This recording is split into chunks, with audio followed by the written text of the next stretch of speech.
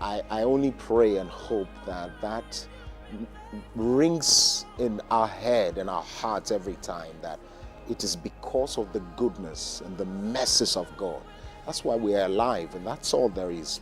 Absolutely nothing, So thank God for today. If you have not said thank you, just spend a few minutes to say thank you, Jesus. Thank you, God. Thank you, Holy Spirit, for taking me through from yesterday to today. And I'm grateful that you have given me another chance to see the day. Help me, come along with me, go before me, and be my God. And let your will be done in my life, even as I walk out. May your cover be on my family, my children, my friends, my work, and the world at large. In Jesus' name, I thank you. That's all there is, right?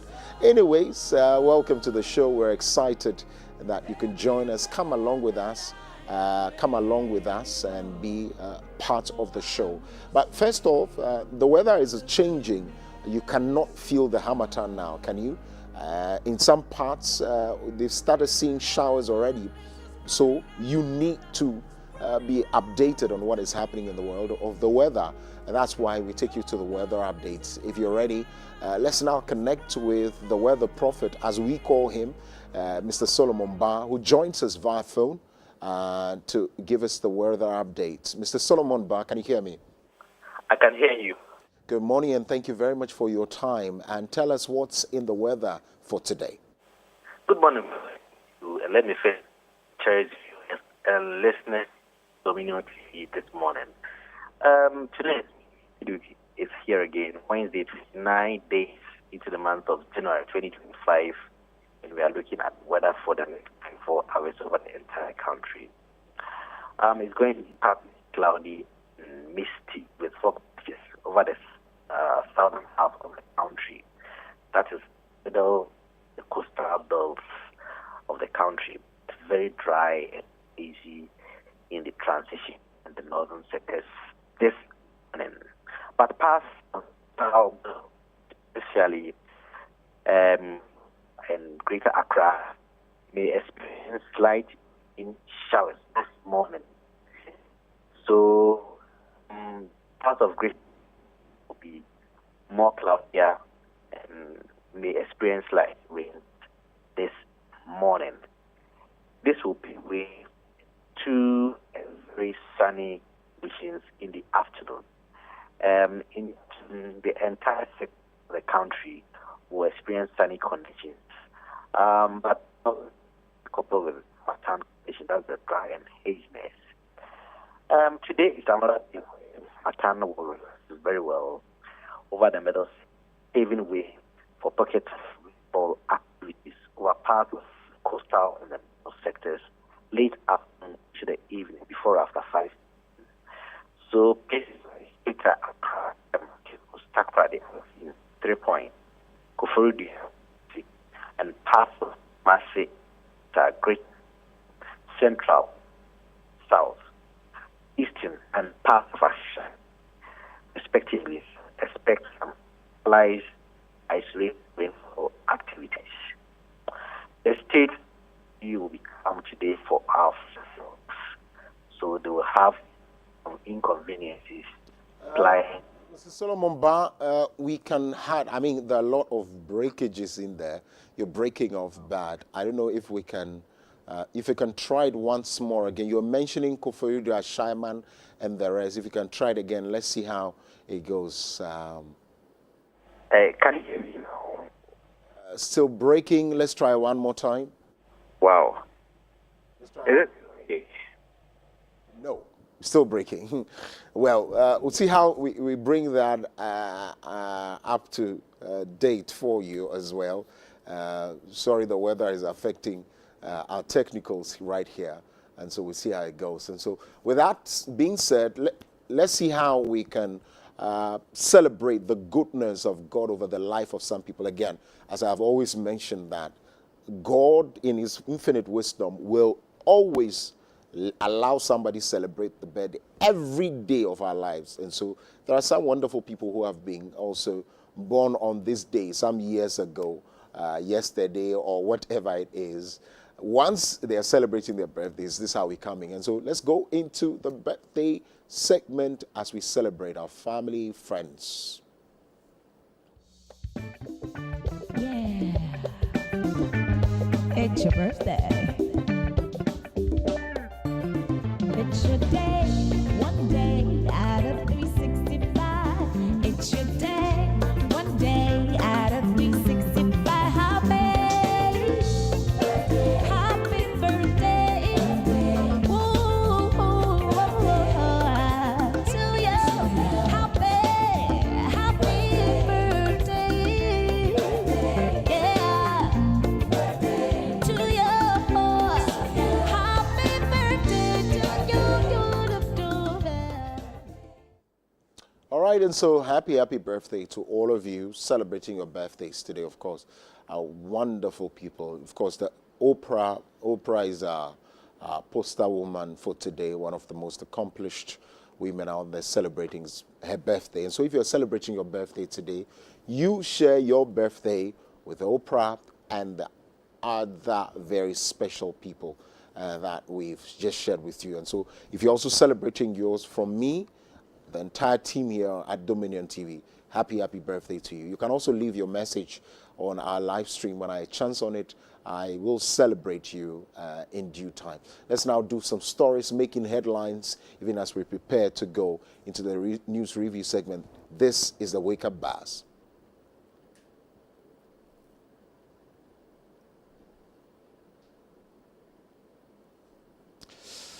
So let's now do the very first story, and that's by way of our local news making headlines on our local scene.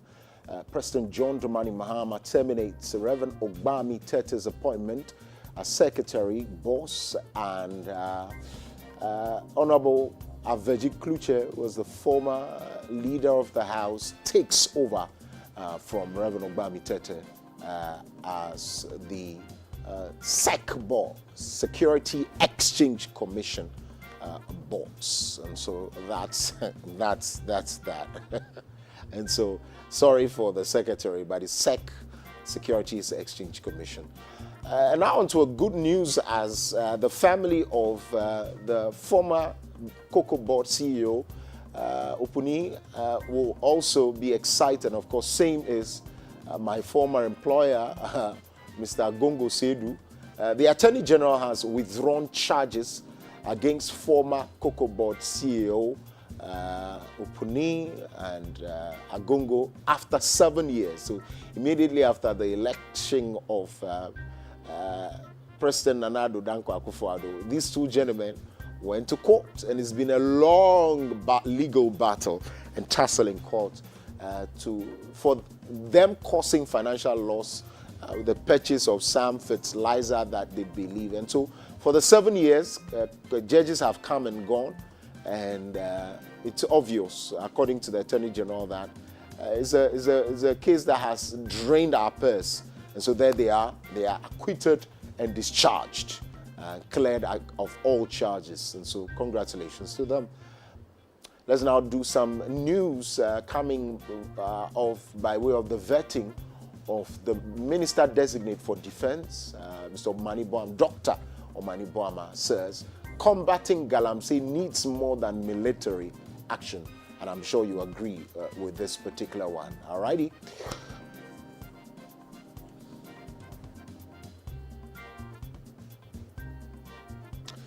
The Environmental Protection Agency orders immediate halt to illegal mining in water bodies, and I don't know why.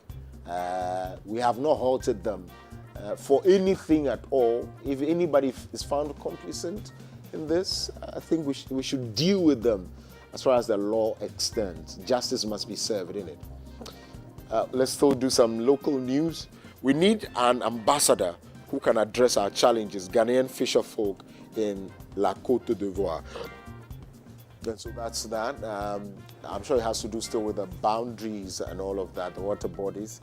Let's now do some international news. I have some video to show you later on in the show. But Goma crisis, battle for control intensifies between Congolese army and M23 rebels.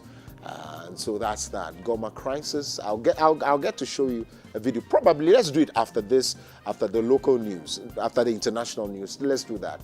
UN warns of dire humanitarian situation in DRC amid ongoing fighting. And so that's another country that is seeing its fair share of fighting amongst who? No, not international bodies, not the influence. Even if it's the influence, it's our brothers and sisters who are fighting against each other. And so UN warning of dire humanitarian situation if it still persists.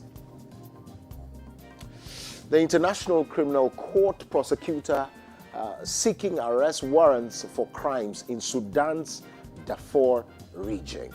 Again, that's the video I'm going to be showing you immediately after this. And so that's the ICC prosecutor seeking arrest warrants for crimes in Sudan's Darfur region. And to some other news, inflation in Zimbabwe rises by 10% in January. Back in the day, Zimbabwe was amongst the countries that saw the highest inflation. At some point, if I remembered, I think it was even over 100% or so. That was a dire situation. And of course, it was because the international bodies had also withdrawn their help and aid from the country. Johannesburg neighborhood devastated by fire, from the mining issues and deaths to fire. Sad news also coming from South Africa and, of course, Johannesburg.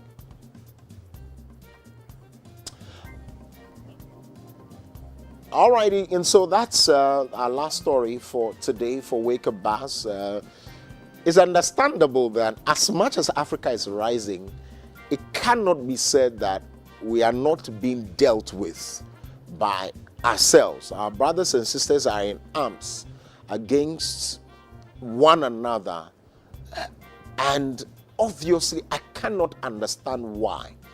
It's a continent that is succumbing to the world superpowers. They are coming here to take what we have. The only thing we have is ourselves. Ourselves is to unite and make sure that we protect the interests of our children, especially with the inheritance that we might be leaving. But rather in doing so, we are rather fighting one another, and it's making it murky day by day. Sudan is seeing its fair share.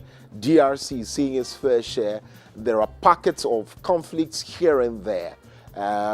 People will even say that there is no war in Ghana, but there are, according to the books, about some over 300 chieftaincy disputes across our country called Ghana.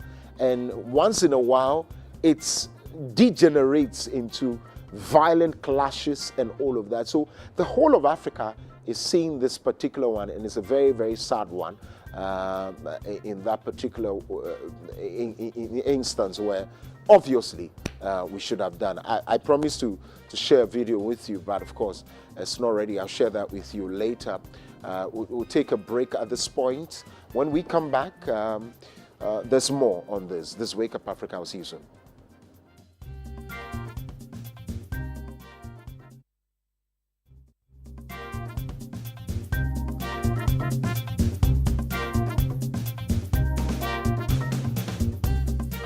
Dominion TV is now also a digital terrestrial free-to-air channel. This means you can watch us in Ghana from your digital TV without any subscription. Just rescan your channels on your digital TV to access it. How? On your digital TV, press the menu or settings button and choose auto tuning, auto search, or the appropriate options to scan your channels and look for Dominion TV. Enjoy some of Africa's best Christian lifestyle programming from Dominion TV. I want to welcome you to Wake Up Africa Morning Show. If Africa has ever needed to wake up, it's now. I promise you that this Wake Up Africa Morning Show will impact your life. It will illuminate you. The Bible said that thy word is a lamp to my feet and a light to my path. You need this insight. You need the understanding required to make all the difference in all of our lives. I want you not just to tune in to the Wake Up Africa morning show, but I want you to be a sponsor. I want you to partner with us as we take this Wake Up Africa morning show, the inspiration it brings, the impact across all Africa, to homes, to individuals, impacting lives. Join us to make a difference. It is said and believed that in this life, what you do to change the life of others matters than what you acquire for yourself.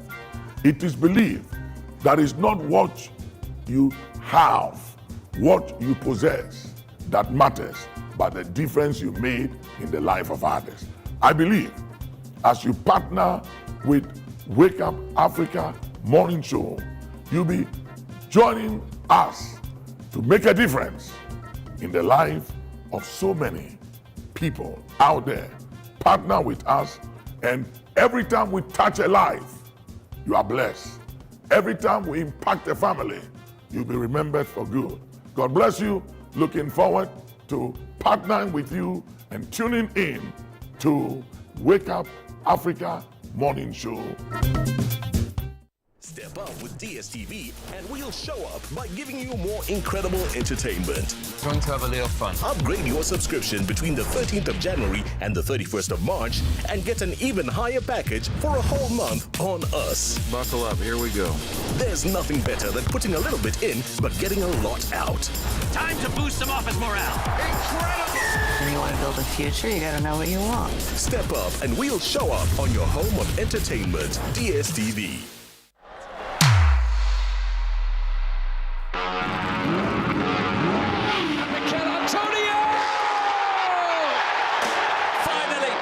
Barca's season is up and running. Save! Spain are the champions of the world! Sports Break on Dominion TV.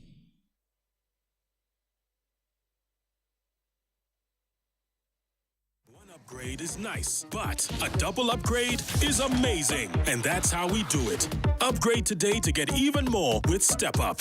If you're on GOtv Max and upgrade to GOtv Super, you'll get way more with GOtv Super Plus. Hey, it's so cool! Get big value. Get big entertainment. Very good. Perfect! Upgrade and get even more with GOtv. I'm in. GOtv. Love it.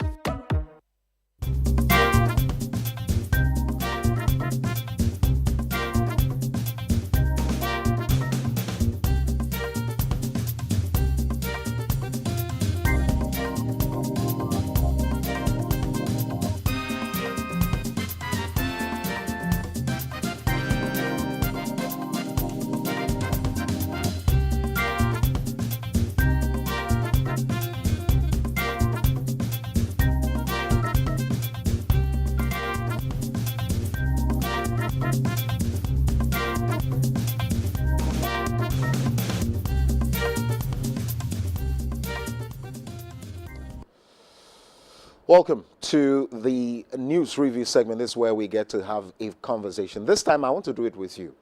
And so we're going to be opening the phone lines for you to call in. As and when we touch base with a story item and you have your thoughts on that, you're calling. One thing you must understand also is that we don't do politics here. Partisan politics indeed. And so it's not the fault of the NDC, it's not the fault of the MPP. What do you think that we can begin to do as a continent? What do you think we can begin to do as a country? What do you think we can begin to do as a people? What do you think we can begin to do as religious people as well, Christians, to shape the world, to cause a change? What do you think from a technical point, if you are watching us anywhere, we can begin to do? And so this is the news review segment. We'll talk about that. Welcome to the segment indeed.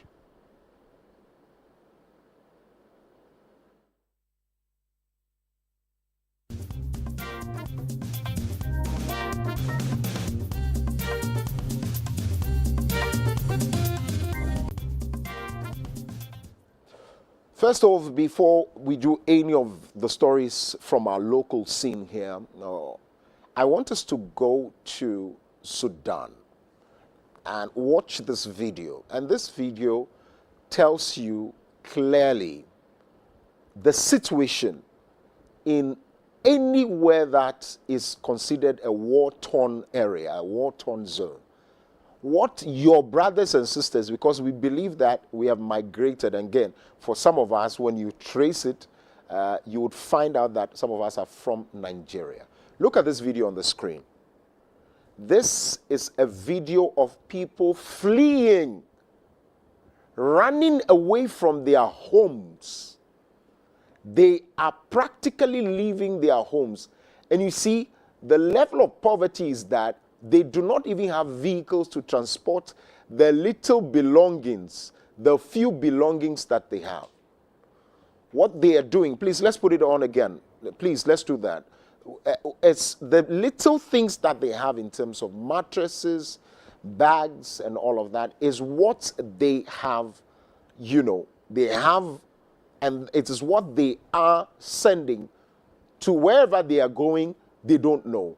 For 20 years running, they have said, when you speak to them, of course, interviews that were done with them, for like 20 or 30 years, this is what they have gone through. Why?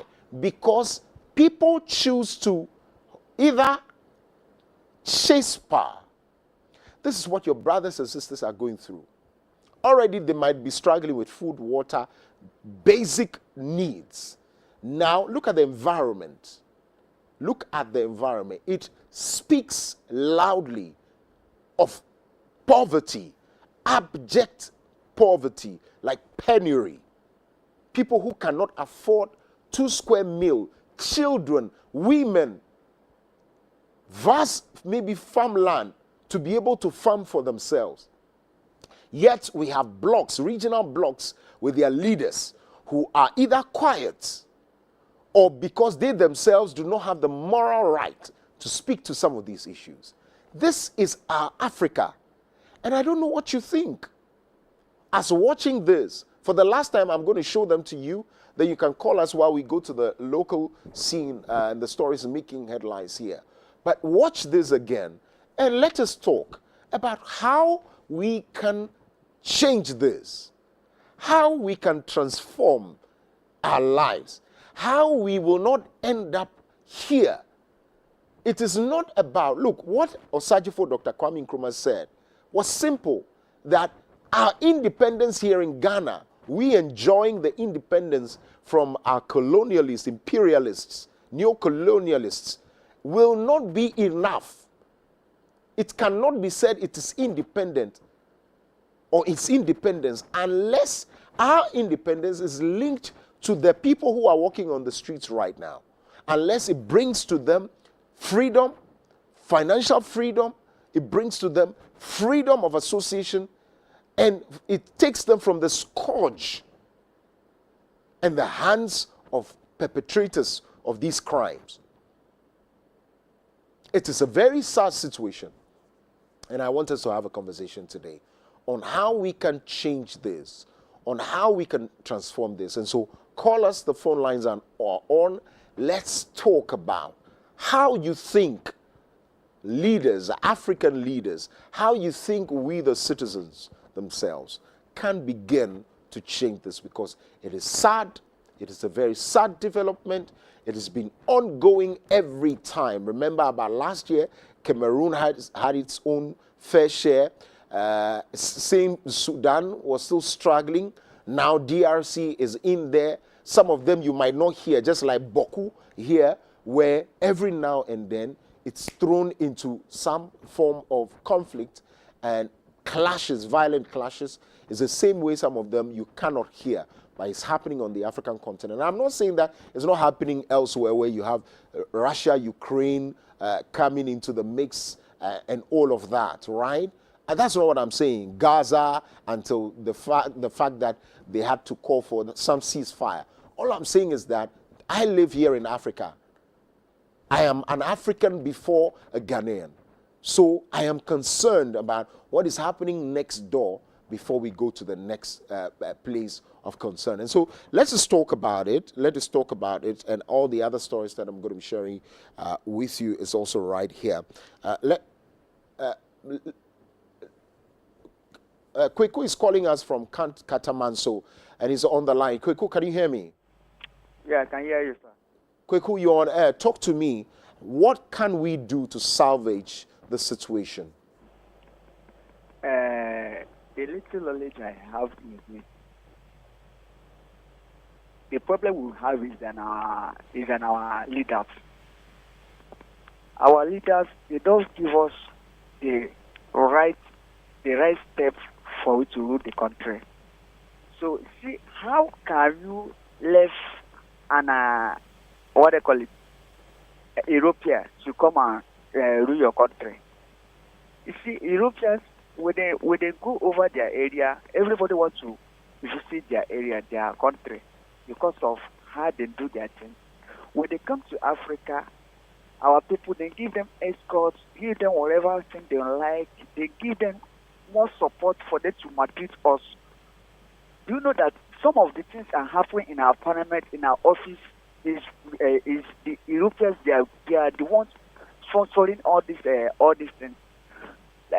Likewise, our government, our president, our leaders, our leaders, they will pack our money and go and store over there. Where they need the money back, they will go and loan the money from them. You see, so how are you doing? You are doing like a conversation. You are doing meeting with your enemies. White people, they are our problem. All these whites, they are our problems. Our president, our leaders, they have to sit up to make sure all these things stop. As I saw all this on television, I got annoyed. My fellow ones, see how people are suffering. From year to year, we are loaning money from these people. Our own money. We send the money over there. CH, we are loaning the money from them. Kweku, we're grateful. Thank you very much. You can also call us. Let's know what you think. What can we do? Why is the situation as dire as it is? You can talk about the issue in Sudan and also touch base with DRC as well, even as we go into some of the news making headlines also here on the continent here in Ghana. So you can call us. The numbers are still on the screen. Let's know what you think as well. Good news for former COCOBOT CEO, Dr. Stephen Kobnak Oponi, and businessman Seydou Agongo, who have been acquitted and discharged of all criminal charges brought against them by the state. It follows a request by the state that the charges be withdrawn.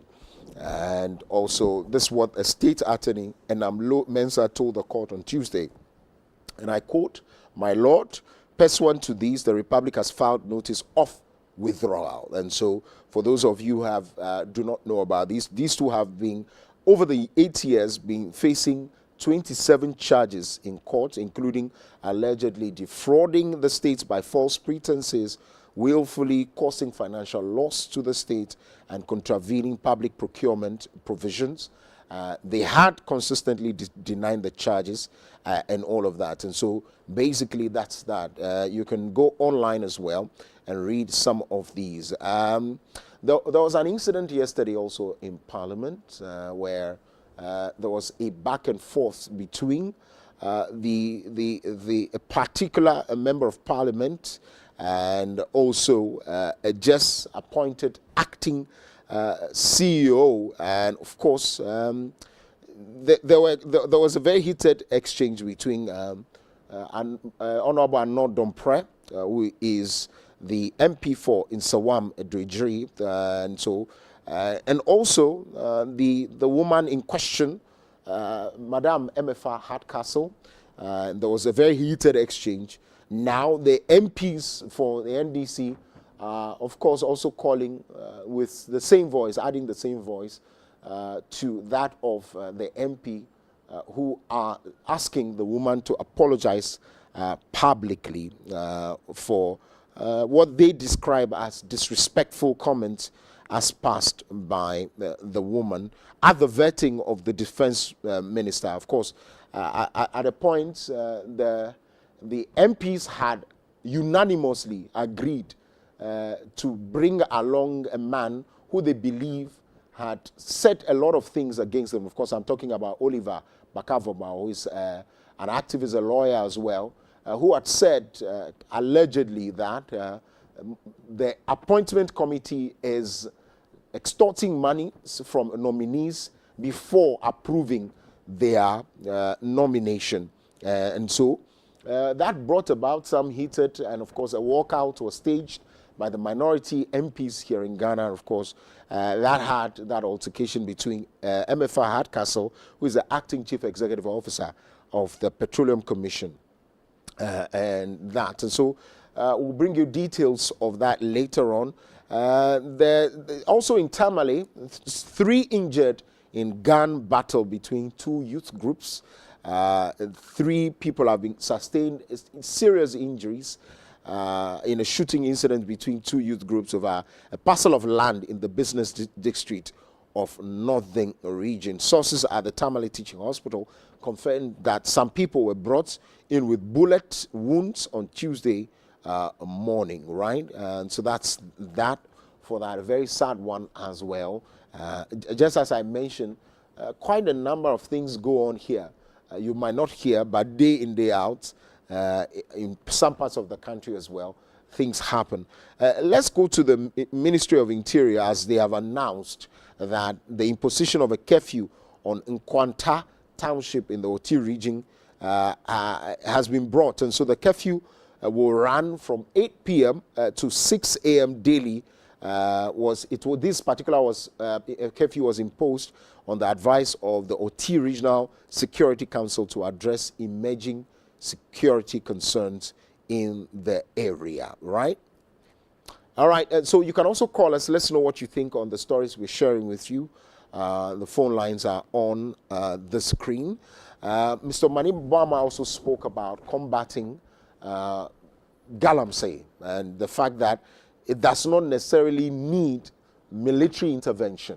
As much as I agree, he also said that, well, it is when most of these avenues have been tried in terms of giving them alternative livelihoods, engaging them in other ways, creating employment for them.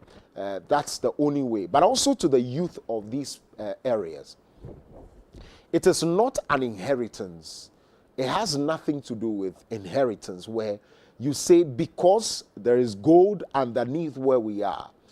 Because elsewhere, where they do not have gold, the young people are working themselves out to make sure they put food on the table.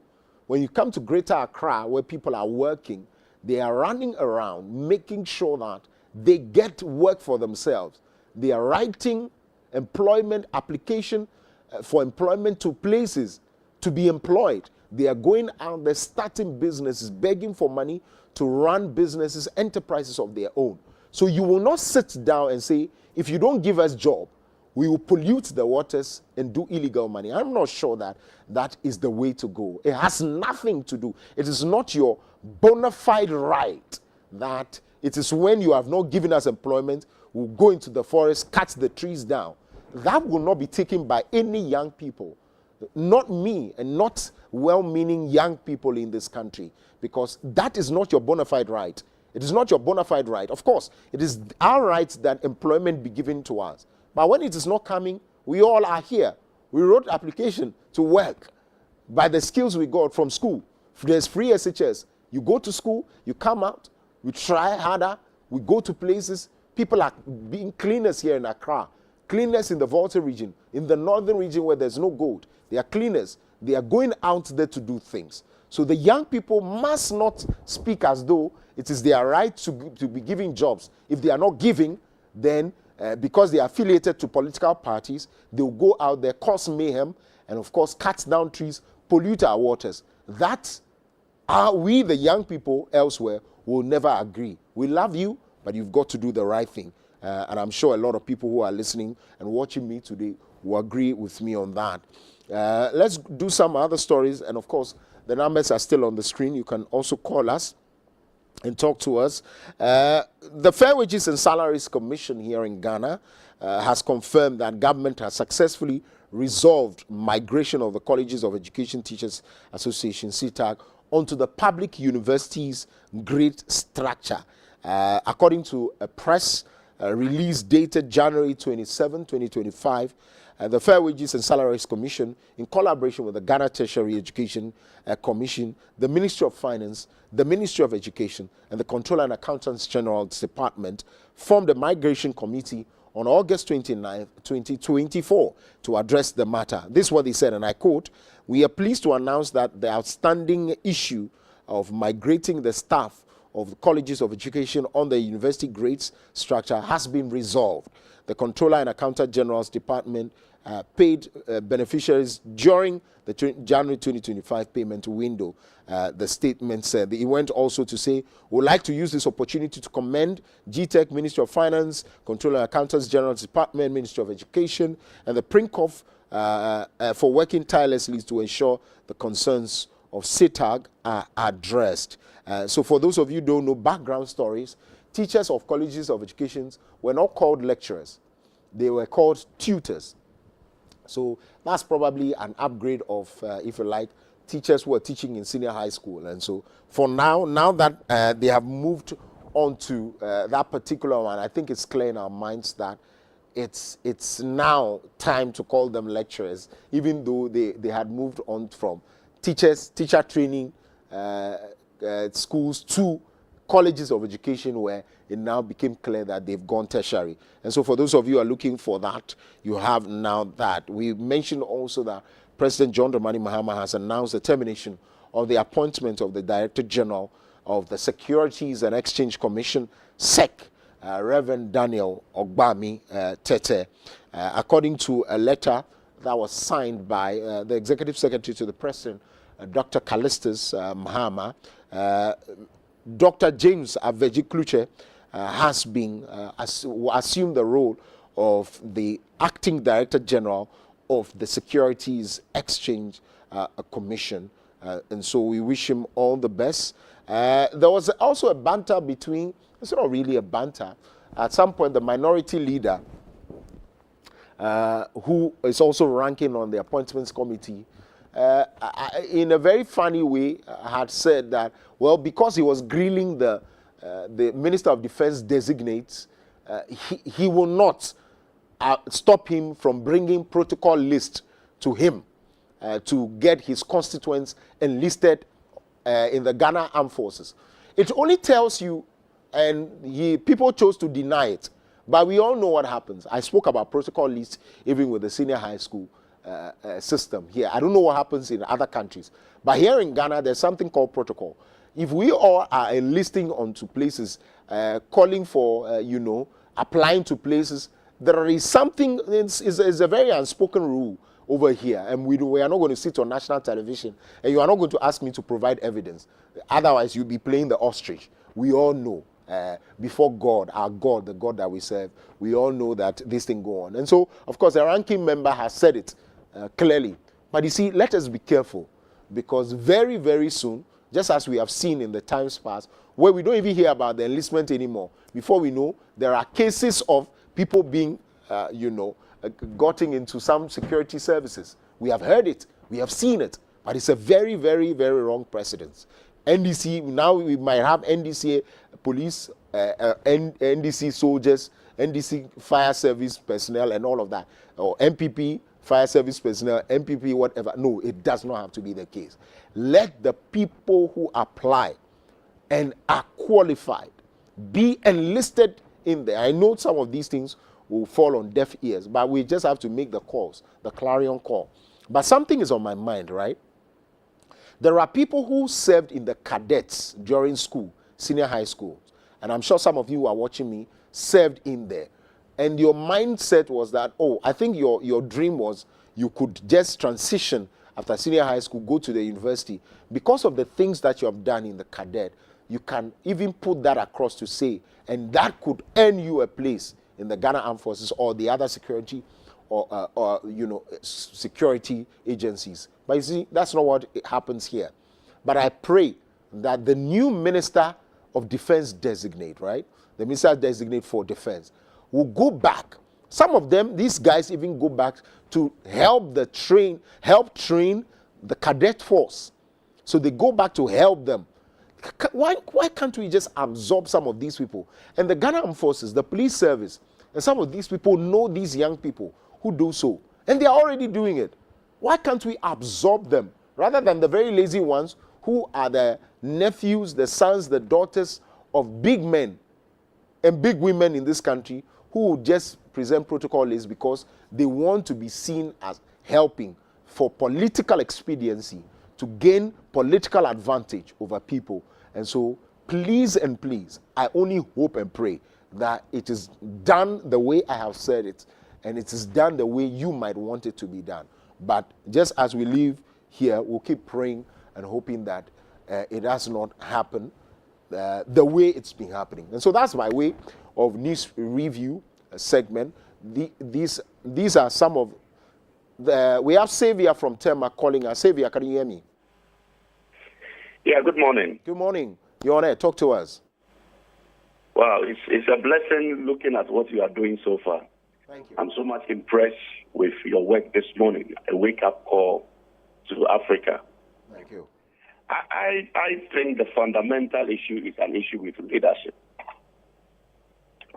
Some of the issues we are seeing across the globe is because we are not having leaders that are selfless, that understand the issues that people are going through in the country. Look at the tribal wars and some of the disturbances that are taking place. I think if we have to come to a place that Christians have to come to a place of leadership and get involved in some of these political affairs. We are in a country that if you're a Christian and you say you want to be involved in some of these leadership positions, it's scary you see a Christian advocating to become a minister, become a key person playing prominent roles in the country. And I think it's a problem because we have a lot of people in the church that are godly. You know, the Bible says when the godly rule, there is peace. So if you don't have us who are Christians, who believe in the faith, who are committed, taking up some of this prominent role, it will always be a whole sort of problem. So I think leadership is the fundamental, because when you go overseas, most of the people that you see in leadership have been trained in all form of ethics and standard. You know, even look at the Asante Kingdom. Before you become a king, they have been trained, and they know what to do before they become. But here are people who are just gullible, who are looking for money, who want to make themselves rich, who are looking at only their families to enrich themselves. So I'm of the view that it's time that we have true Christians come to the place of leadership, play prominent roles so that we can see progress and increase in this country. I'm grateful, and of course on the continent of Africa, I'm grateful to you, Xavier, and I love what he said, true Christians, because again, we have seen quite a number of Christians ascend to the highest offices in this land. Some of them also chose to become Freemasons on the side, so we don't know where they belong. That's another conversation for another day. But I'm saying clearly that Christians have also ascended to some very, very prominent positions. You can also call us. We have some few minutes to wrap up here. Call us. Let's know what you think, especially about the video I've showed you and the issues that have come up in Parliament and all of that. The thing about public office is service. Service in integrity. Service in competence. Whatever you do, whether you are competent for the role, you must understand that you are serving the people. You cannot go to work at any time. You cannot appear to be arrogant on the job. You cannot appear for people to lie down for you to walk over them. You cannot appear to be seen to be shouting at people. You cannot appear to be seen to be people who just want power for themselves. I'm not saying that 48 laws of power is not a good thing. That would be more like, destroying somebody's business, especially the author. But most leaders, instead of consciously going to learn from thought leaders, to learn how to lead, as to whether we have schools for leadership, yes, we do. We have universities who are teaching or offering courses in leadership. Instead of them going and allowing the courses and the program to pass through them, they jump on books like 48 Laws of Power. And I'm asking myself, what do you want the power for? Power. What do you want power for? What do you want power for? you must understand that power, when you want it and you gain it, it's insatiable, just like our needs. So when you need power and you gain it, it corrupts. And then you get to the stage where you have absolute power. And then that absolute power absolutely corrupts you, right? And so whoever is reading those books and saying, I want power, instead of just serving, service in leadership, I get to look at you double, What exactly do you want the power for? All right? What do you want it for? Now you have an 8-bedroom house where you and your children, you even have 2 children and a wife, just 2 house helps, 8-bedroom, 10-bedroom houses. You have it in almost all the regions. You've bought some outside the country. What's the size of your bed? And how many hours do you sleep? And so I'm just trying to go into the minds of people like this who are forcing our brothers and sisters to flee their abode. Already the place of destination, our abode, is not anything to write about, home about. But they have to flee to where exactly? To where exactly? Other countries are not in any way ready to pick them. Some countries do not want to have refugees because they are also dealing with their problems in their home countries and all of that. Where are these people going? The children you are seeing, they are not going to have education. You've gone to private school, you've gone to public school. At least if it is not even good at all, you've gone to public school. But look at this. For 20, 30 years, according to some of them, they have gone through this. Imagine you in this. Just imagine. Imagine that for 20 years, you don't have a permanent stay. Not because of fire, not because of natural disasters, artificial disasters by men and women who want power. This is what is happening in our continent. DRC is having its fair share. Some people are having their fair share secretly. If today is fire, the next day is flood, the next day is earthquake, or people who are power drunk and just want to stay onto power. It's a very sad thing, and that's why later on in the show, we're going to be having to talk to women who are thought leaders as we continue our African Opportunities Initiative Thought Leadership Series. We'll talk about the African future. We'll talk about what is happening on the continent of Africa and what people think that we should be doing in there. Also coming up will be Tech and Trends. We'll bring to you some updates in the world of tech and trends. So take a break. When we come back, Wake Up Africa continues. Stay with us. Hey, everybody, let me see you dance. Yeah. Oh, na, na, na, na, na, na, yeah.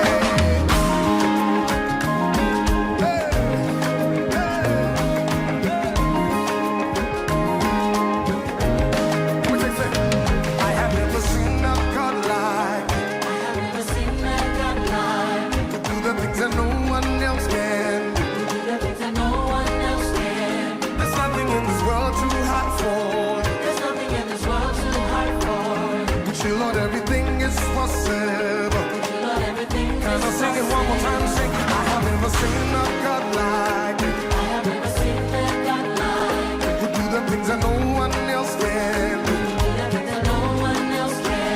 There's nothing in this world too hard for. There's nothing in this world too hard for. But you Lord, everything is possible. Everybody help me sing. What's out on your mind now? Yeah, wow, wow. Yeah, wow, wow. Hey, I'm walking in the mind. Yeah, dancing. Yeah, dancing. Oh,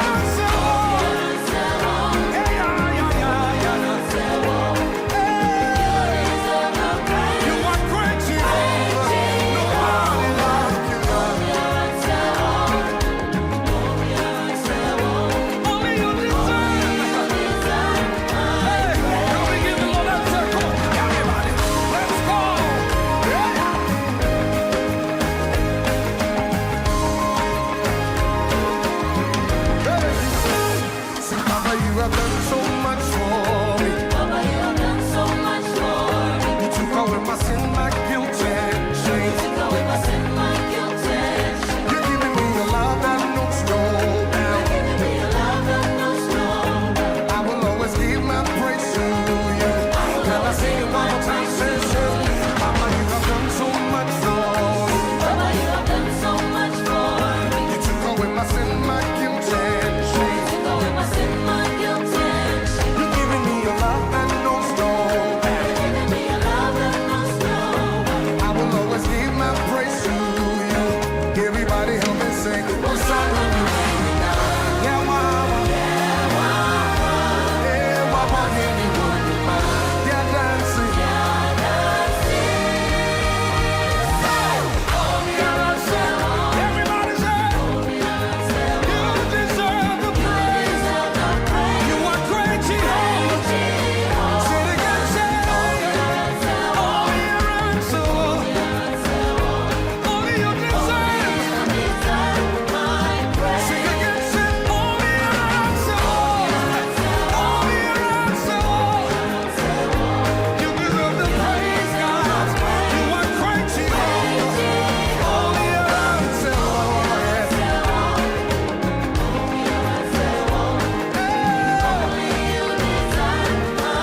That's one thing you say. I will never let no rock take my praise. I will never let no rock, only you deserve. I will never let no rock, take my praise. Only you deserve. Everybody lift your voice. I will never. Let no rock take my praise. I will never. I will never. Only you deserve. I will never let no rock take my praise. Only you deserve. My praise. I will never. I will never let no rock. Take my praise. I will never let no rock. 'Cause only you deserve it. I will never let no rock. Take my praise. Only you deserve. Say it again. I will never let no rock. I will never let no rock. Take my praise. I will never let no rock. 'Cause only you deserve it. I will never let no rock. Take my praise. Only you deserve my praise. Everybody, let's dance. 1, 2,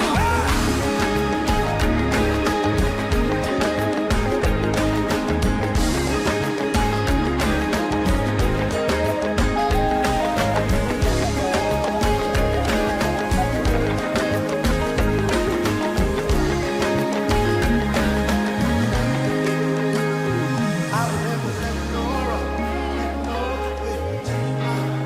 I will never let no rock.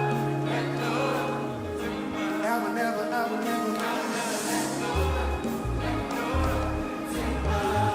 Only you say, only you deserve my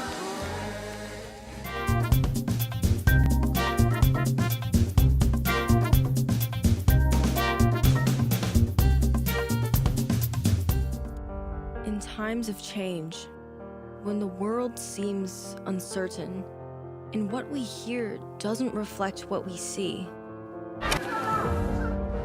we seek the truth.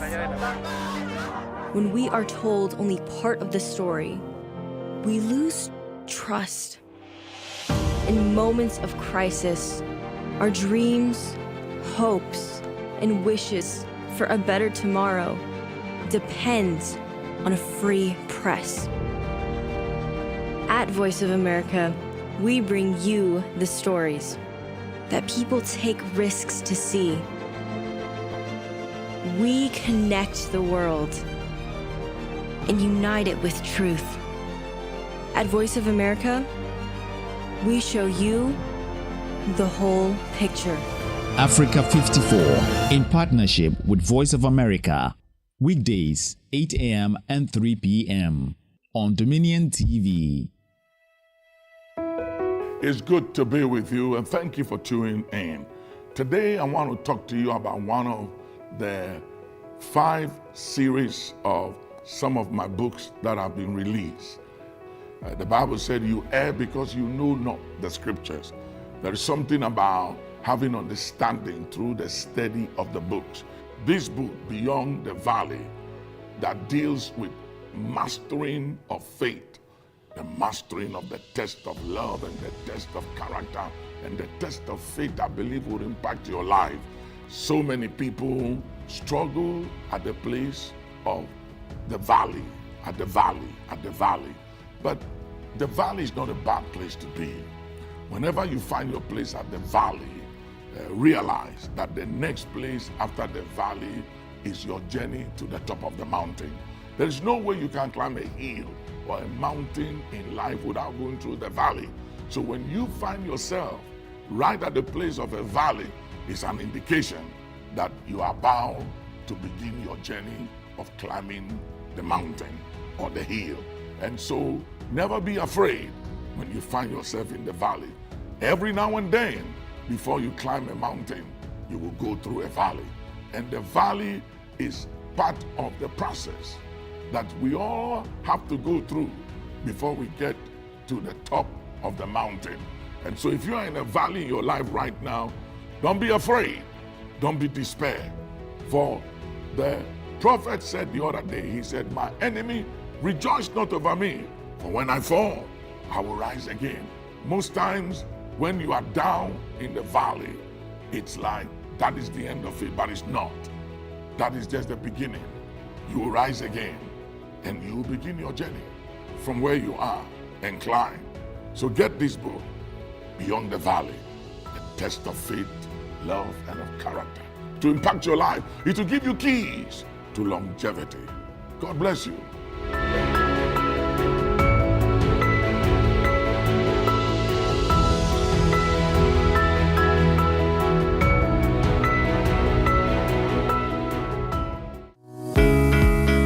Every morning begins with you, your routine, your goals, your journey. Get ready for the day with us by your side. This is Wake Up Africa, your inspirational morning ride. We bring you the energy you need, the insight, and the motivation to kickstart your day. Wake Up Africa is here to connect you to the latest news, your front row seat to all the sports action. Get moving with us for a healthier you. Wake Up Africa gives you daily forecast, keeping you prepared for whatever comes your way. Join us each morning as we start your day together. My name is Kokulumo, and welcome to Wake Up Africa.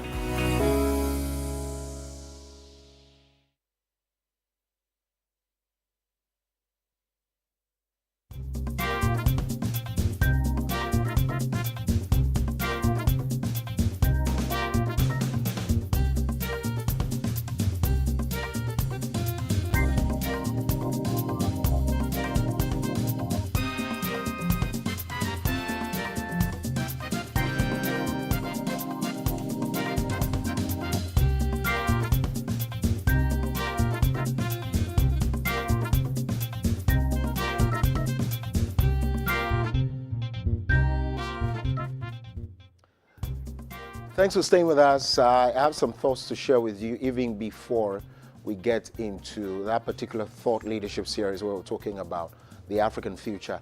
But before I share those thoughts with you as well, let's do some tech and trends. There are some news, very light ones, and that I want to share with you. Ahine is standing by.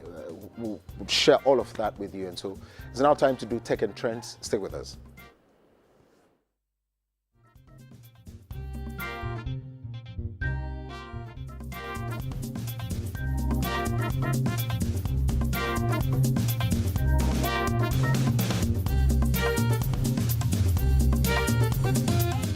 It's your girl Ahine, and this is the Trends and Tech segment. This is where we bring you all the latest in the world of technology and the trending news that is shaping our world today. On today's segment, we'll be looking at step-by-step approaches on how to safeguard our Instagram account. if you think Facebook hack is the worst, try Instagram. I'm just kidding. Your cybersecurity is our priority. So on today's segment, we'll be looking at how to safeguard our Instagram accounts. Let's check this video out. To set up two-step verification on Instagram, you must first open the Instagram app and click on your profile picture in the bottom right corner, then tap the three dots in the right corner, select Settings and Privacy. Next, select Account Center, and then tap Password and Security. From there, choose two-factor authentication and select the account you want to set up an authentication app for. After choosing the account, you must choose the type of security method you want.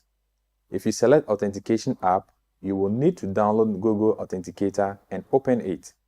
In the Google Authenticator app, you will need to set up by copying the key in the Instagram and pasting it in the Google Authenticator app.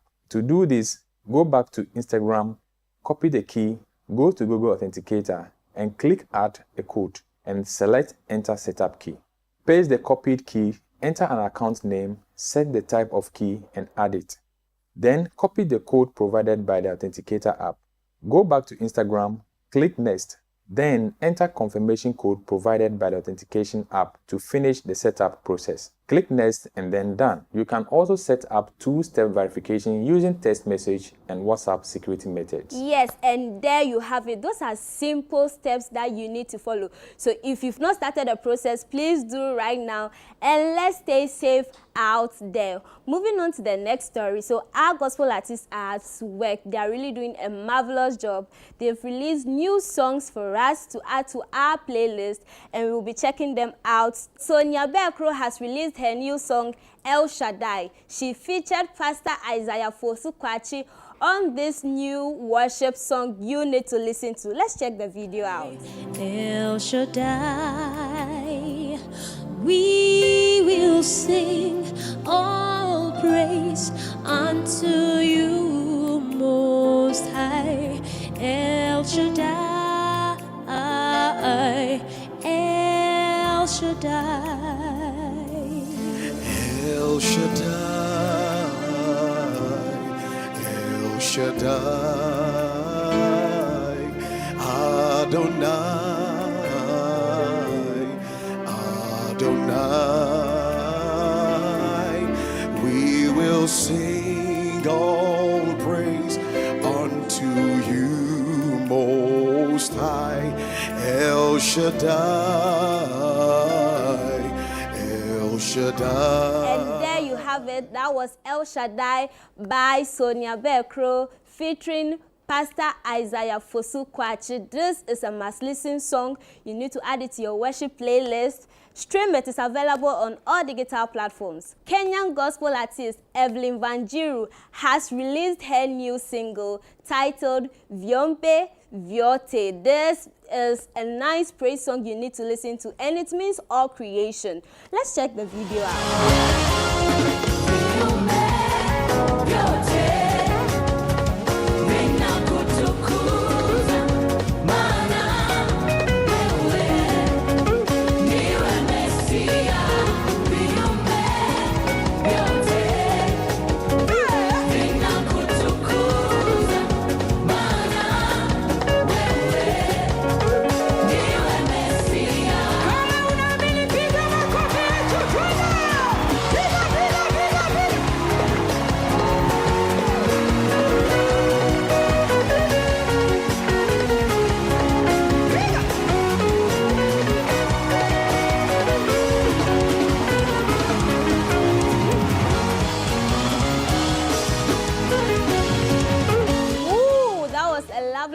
There, guys, you need to stream it. The video is available on YouTube and it is available on all digital platforms, so make sure to head out there and stream it. Moving on, Philip Ajale has released a new song titled Sewo, meaning like you, and he featured Kwekute on this soul-stirring song you need to listen to.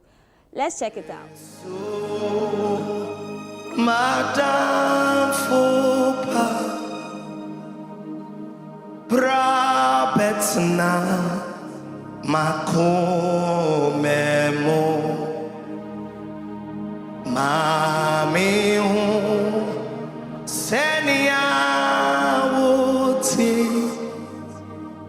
na metu mi aye sewo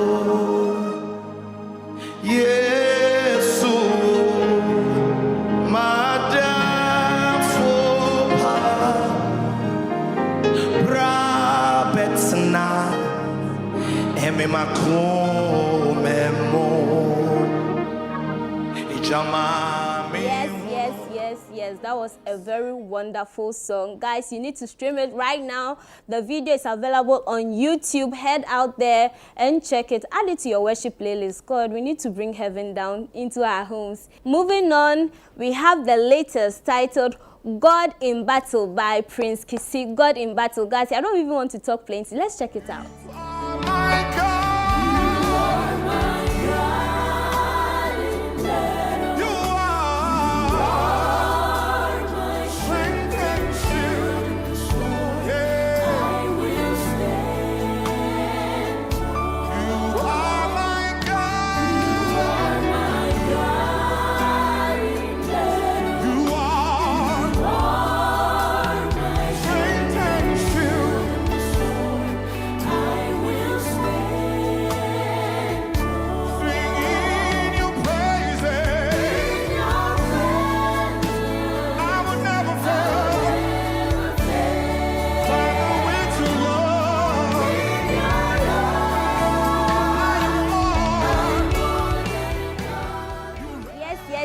Yes, that is God in Battle by Prince Kisi. Guys, you have to stream it right now. It's available on all digital platforms and the video is on YouTube as well. Okay, guys, if you know this song, me, I know they fear no matter what, I still they follow. Yes, that is by Adam Evangelist. He's out with another banger titled Another God. Let's check it out.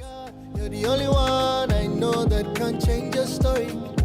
Make it beautiful in a way that nobody else can do it. My God, I know this because you're the same, yeah.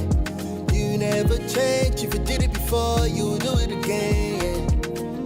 I don't know how you're gonna do it, but one thing I know is whenever you come through, it's like a movie scene. I don't know how you're gonna do it, but one thing I know is I gotta be ready.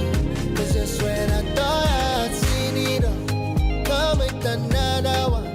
Leave me amazed every single time you show up. When I thought I'd seen it all, you come with another one. Leave me amazed And before we wrap up, I have the last song for you guys. You need to really check it out. The title is Believe and is by David Danks featuring Kofi Kakari and Nana Yao Ofori Atta, also known as 1,000. Guys, and they also added Children of God. This is a must-listen song. Let's go for it. We walk by faith and not by sight. Masa one GND Abubeka and I endo. We walk by faith and not by sight. Masa one GND Abubeka. Better believe, better believe, better believe, better believe, better believe, better believe, better believe, better believe, better believe, better believe, better believe, better believe, better believe. Yeah, that was Believe by David Danks featuring Kofi Kakari and 1,000. Okay, you need to stream it. It's available on all digital platforms. And this is where we draw the curtains on today's Trends and Tech segment. I hope you were educated, inspired, as well as entertained. We have a lot more in store for you on Dominion TV's Wake Up Africa, so don't go anywhere. I am your time.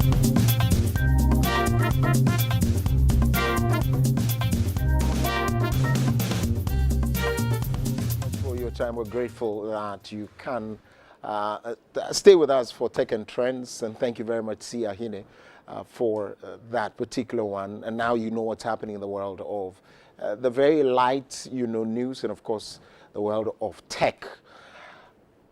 There's something that caught the attention of the Christendom, and clearly is of major concern, And I want us to talk about it right now. Before we get ready for the Thought Leadership Series, I want us to talk about it. And so get ready for I've Been Thinking. I want to share this with you. I'll see you soon.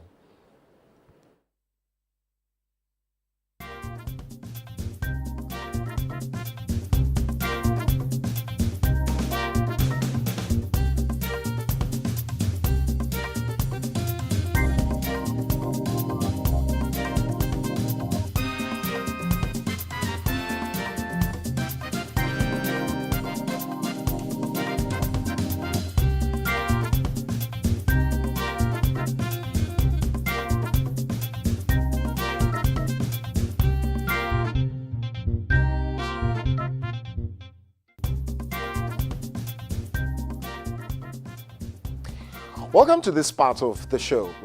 Anytime you see me standing here, and of course I have the world at my back. There's a picture of the world and how it's supposed to look like, peaceful. You must understand that then there's something on my mind and I want to share with the world. Something that I want us to draw attention to, something I feel that if we talk about continuously, people will come to the saving knowledge of Christ, most importantly, because Christ is perfection, Christ is peace, Christ is love. Christ is order. Any good thing that you may think of, that is Christ. And so if you're doing the good thing, you must understand that after you have accepted him, you need to live like him.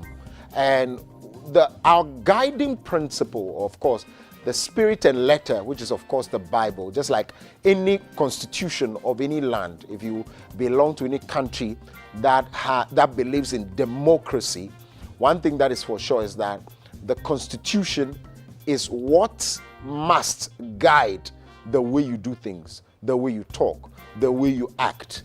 Whatever it is that you do, it must be within the ambit of the law. And that is what the book is there for, right?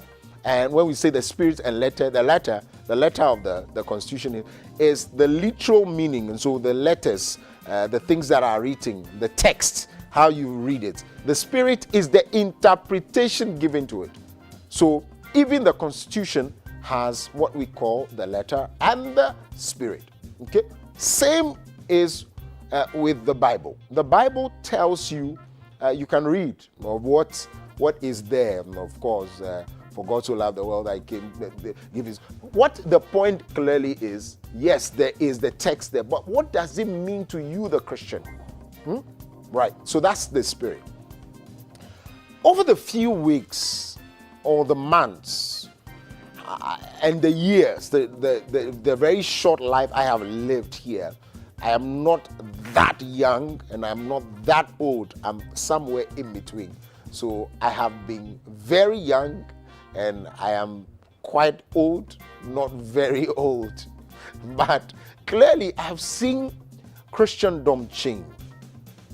The tenets and principles I feel is being or are being massaged to suit who I don't understand. Humility is off, and it's one thing Reverend Eastwood Anaba will talk about all the time. To talk about how people deal with the gospel from their POV, it's worrying because because it's letter and spirit, you need to be led always. And the things that are leading quite a number of people these days, I don't understand. I'm going to be sharing a video with you shortly. And I want us to talk about that video after you have watched. After you have watched the video, you would share with me what you believe is the import of this particular one. I've seen a lot of people comment on it. I've seen a lot of men of God comment on it. Some people have had very strong words to describe the actions of this particular man of God.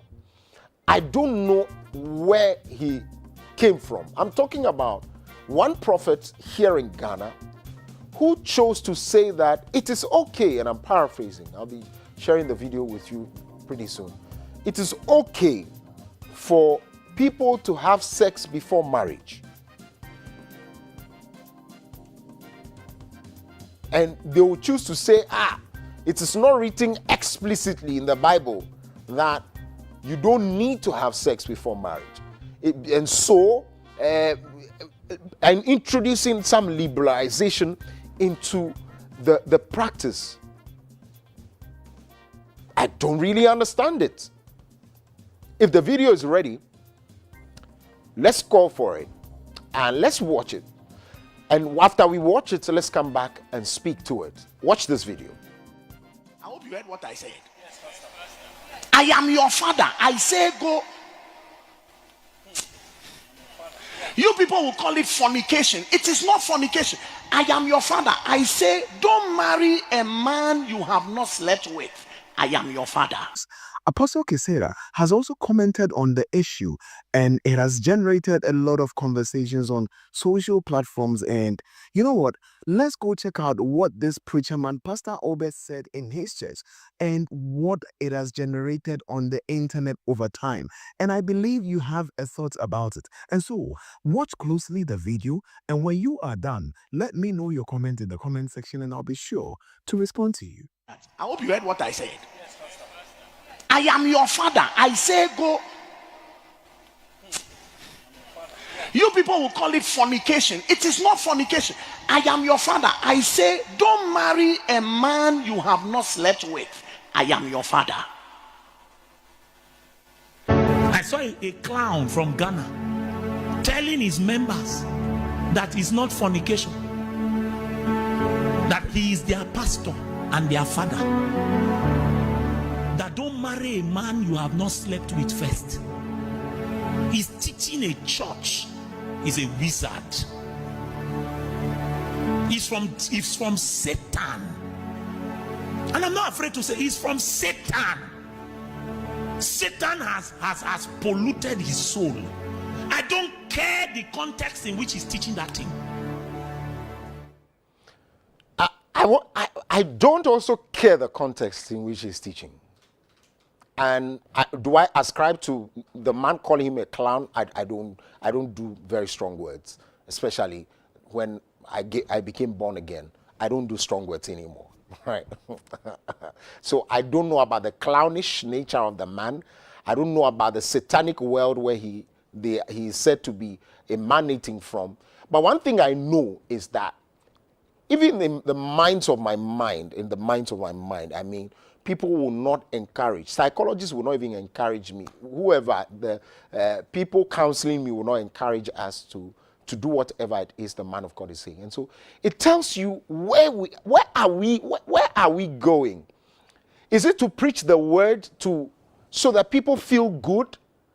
That's why I said the yesteryears, the gospel according to the yesteryears, was not a feel-good message. It was a message that when you sit in there, of course, when you're a new convert, you are allowed to still make some mistakes.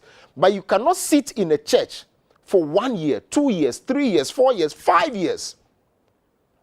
And when they say something is wrong, and you say, nah, it is not wrong. It is not wrong. And that we still want to do it. Why is the pastor too harsh on us? Bro, sis, the message is not for Gen Z only. Pastor, prophets, the message we are preaching, no, it is not made for Gen Alpha or Gen Beta alone. No. It is a word that has been there several years ago and would go beyond Gen Z. So you cannot massage the message to suit Gen Z. You cannot massage the message to look liberal, to suit where the world is going. It's not a message that is going after the world. It is the world that must go after the message. So it is clear in our minds that no one, and young people, don't believe anything, especially that particular message, and say, I am, which father? That's not a father. That's not how a father speaks. You can't say that. You can't, but that's what I've been thinking about. I don't know. You can leave your comments in the comment section. We want to understand whether, just like me, I cringed when I saw it. I'm like, hey, Yehovah, where from this man? How? How can you do this to the body of Christ? And you see, people who are also Christians, who want to have ways, and I'm not talking of unbelievers, because they are not part of the kingdom culture, they can say whatever we like. But people who are not condemning him and say, that's how we Christians are, please, that's not how I am. I have not said anywhere. And I know of my friends who have not said anywhere that have sex. The fact that we are doing it does not mean you sit on the platform and say that do it. I am your father, do it. It's not fornication, do it. That's what I've been thinking about. And I know you have seen the video. I know you cringed when you saw it. Continue to cringe. Don't liberalize the gospel. Let's speak to it. Let's condemn it if we have to condemn it. We are not saying that you go after the person and go and attack, but it is wrong, and it is wrong. Even people outside the world, even some religions would not encourage this. But that's what I've been thinking about, really. I don't know of your thoughts. I don't know of what you think. But clearly, I think this is against any other thing that we have seen in this life. Messages like this must not be preached. Messages like this must not be encouraged. Men like this must not be called fathers. Excuse me, but I cannot call this man my spiritual father. Well, he might have done a lot of good things, but I think this one, it's very loud and it speaks volume. And so, as I said once more, I will not ascribe to calling him a clown. I will not ascribe to calling him or describing him from coming from the satanic world. But I think that I will not want to listen to this man. I don't listen to him though, but I will not want to listen to him again. I pray for him. I pray for the church members. I pray for myself. I pray for all of us that as much as we have very sinful flesh, we are sinning, we will not sit under messages like this that will further corrupt our souls. And one day, maybe just one day, we might not end up in hell. I cannot suffer on this earth, this heat on Africa, the African continent, and also running around, waking up in the morning to hustle, to feed family, to feed friends, only for me to end up in hell. I'm not sure. So I'm trying my best. So any man of God who will lead me there, I'd rather run away and go somewhere else to listen to the unadulterated word of God. That's what I have been thinking about, and I'm sure you have been thinking as well. Let's see what you have to say. We're streaming live on Facebook, Instagram, and of course on YouTube. Let's settle now. There's a conversation coming up on the African Opportunities Initiative where I engage women, thought leaders across the world. Stay with us.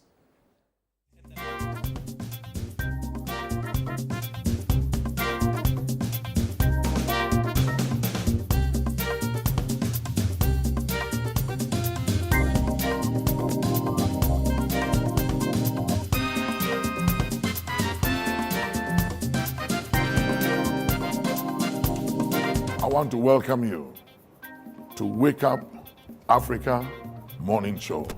If Africa has ever needed to wake up, it's now. I promise you that this Wake Up Africa Morning Show will impact your life. It will illuminate you. The Bible said that thy word is a lamp to my feet and a light to my path. You need this insight. You need the understanding required to make all the difference in all of our lives.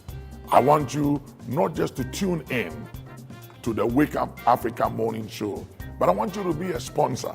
I want you to partner with us as we take this Wake Up Africa Morning Show, the inspiration it brings, the impact across all Africa, to homes, to individuals, impacting lives. Join us to make a difference. It is said and believed that in this life, what you do to change the life of others matters than what you acquire for yourself. It is believed that it's not what you have, what you possess that matters, but the difference you made in the life of others. I believe as you partner with Wake Up Africa Morning Show, you'll be joining us to make a difference in the life of so many people out there. Partner with us, and every time we touch a life, you are blessed. Every time we impact a family, you'll be remembered for good. God bless you. Looking forward to partnering with you and tuning in to Wake Up Africa Morning Show. Greetings, welcome to Bishop G Live. Get ready for the supernatural. You can be a believer and it still looks like your life makes no sense whatsoever. We're gonna give you the most important key to help you discover your purpose in life. If you miss the glory of God, you've missed everything. Join Bishop Gregory Toussaint from Miami, Florida, USA. Bishop G Live every weekday at 7:30 p.m. only on Dominion TV.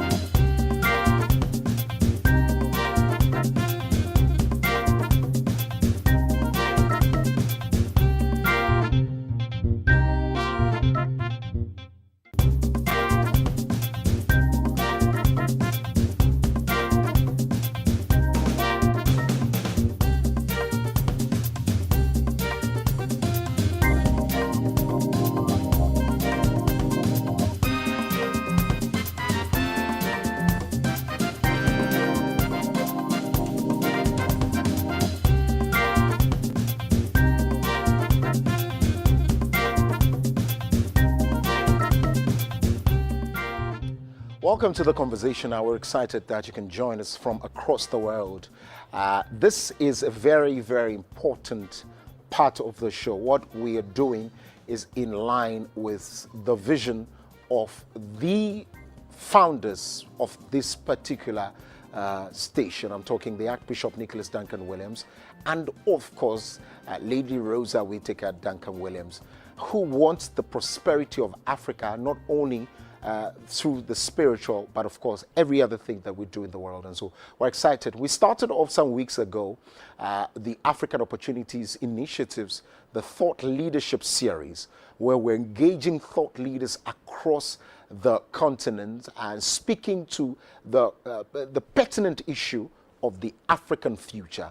And for us, we're excited also that we are going to be, and I'm predicting it, that we are going to be the only station in Ghana in the month of February to commemorate the Black History Month. Throughout the month of February, we will be commemorating the Black History Month, bringing you lessons from, people who have gone ahead of us to fight for freedom, to speak about African unity and all of that. And also to bring people, very thought leaders like people who have joined us this morning to speak on issues about Africa, to speak on issues about the African diaspora, our brothers and sisters around the world. And so we're excited about today's conversation because it's coming from the POV of women who are leading the world, women who represent women who are leading the world across various sectors of endeavors. Mrs. Jennifer Essena Masari is Communications and IT Manager at Africa Climate and Action Initiative. Cherie Donaldson Thompson is with the Sunshade Energy, and she's the founder. And of course, Dr. Shanzira Kanina is CEO, AST Speaks Consultancy, all the way from the United States of America. Women of honor, and of course our thought leaders, good morning to all of you, and thank you very much for joining us. Good morning. All righty. So I see Mrs. Essenam there, and of course I see Madame Cherie Donaldson Thompson, also known as Mama Lou. Are you still responding to Mama Lou? That's the name people call me. But that's fine. We're trying to see if Dr. Shanzira Kanina can also join us. But we're excited that both of you can join us while we wait for the third person. Let me start off with Madame Donaldson Thompson. And I want you to share with us, as you sit here from the POV of a woman, how do you view Africa, the continent of Africa, and within the context of women participation in the growth and development of Africa in about 1 minute, 30 seconds. Okay, well, somebody told you I talk long, so you gave me time. It's good. Women actually are the catalyst of change. A lot of times we think men are making the change. It's not so. women really run the change, because when we're not happy, we let you know. Very clearly, we let you know with our votes, because we are voting now, with our participation. I get very happy when I see women in leadership roles doing the job of getting the community together, because unifying the community is really what women do. We, do community action. Pretty much that's what we're doing. We tend to leave policy to men, and that's not supposed to be, because listen, we're like 51, if not more, percentage of the population in Africa. We should be at the policy table as well. So we're looking forward to being more at the policy table. I see.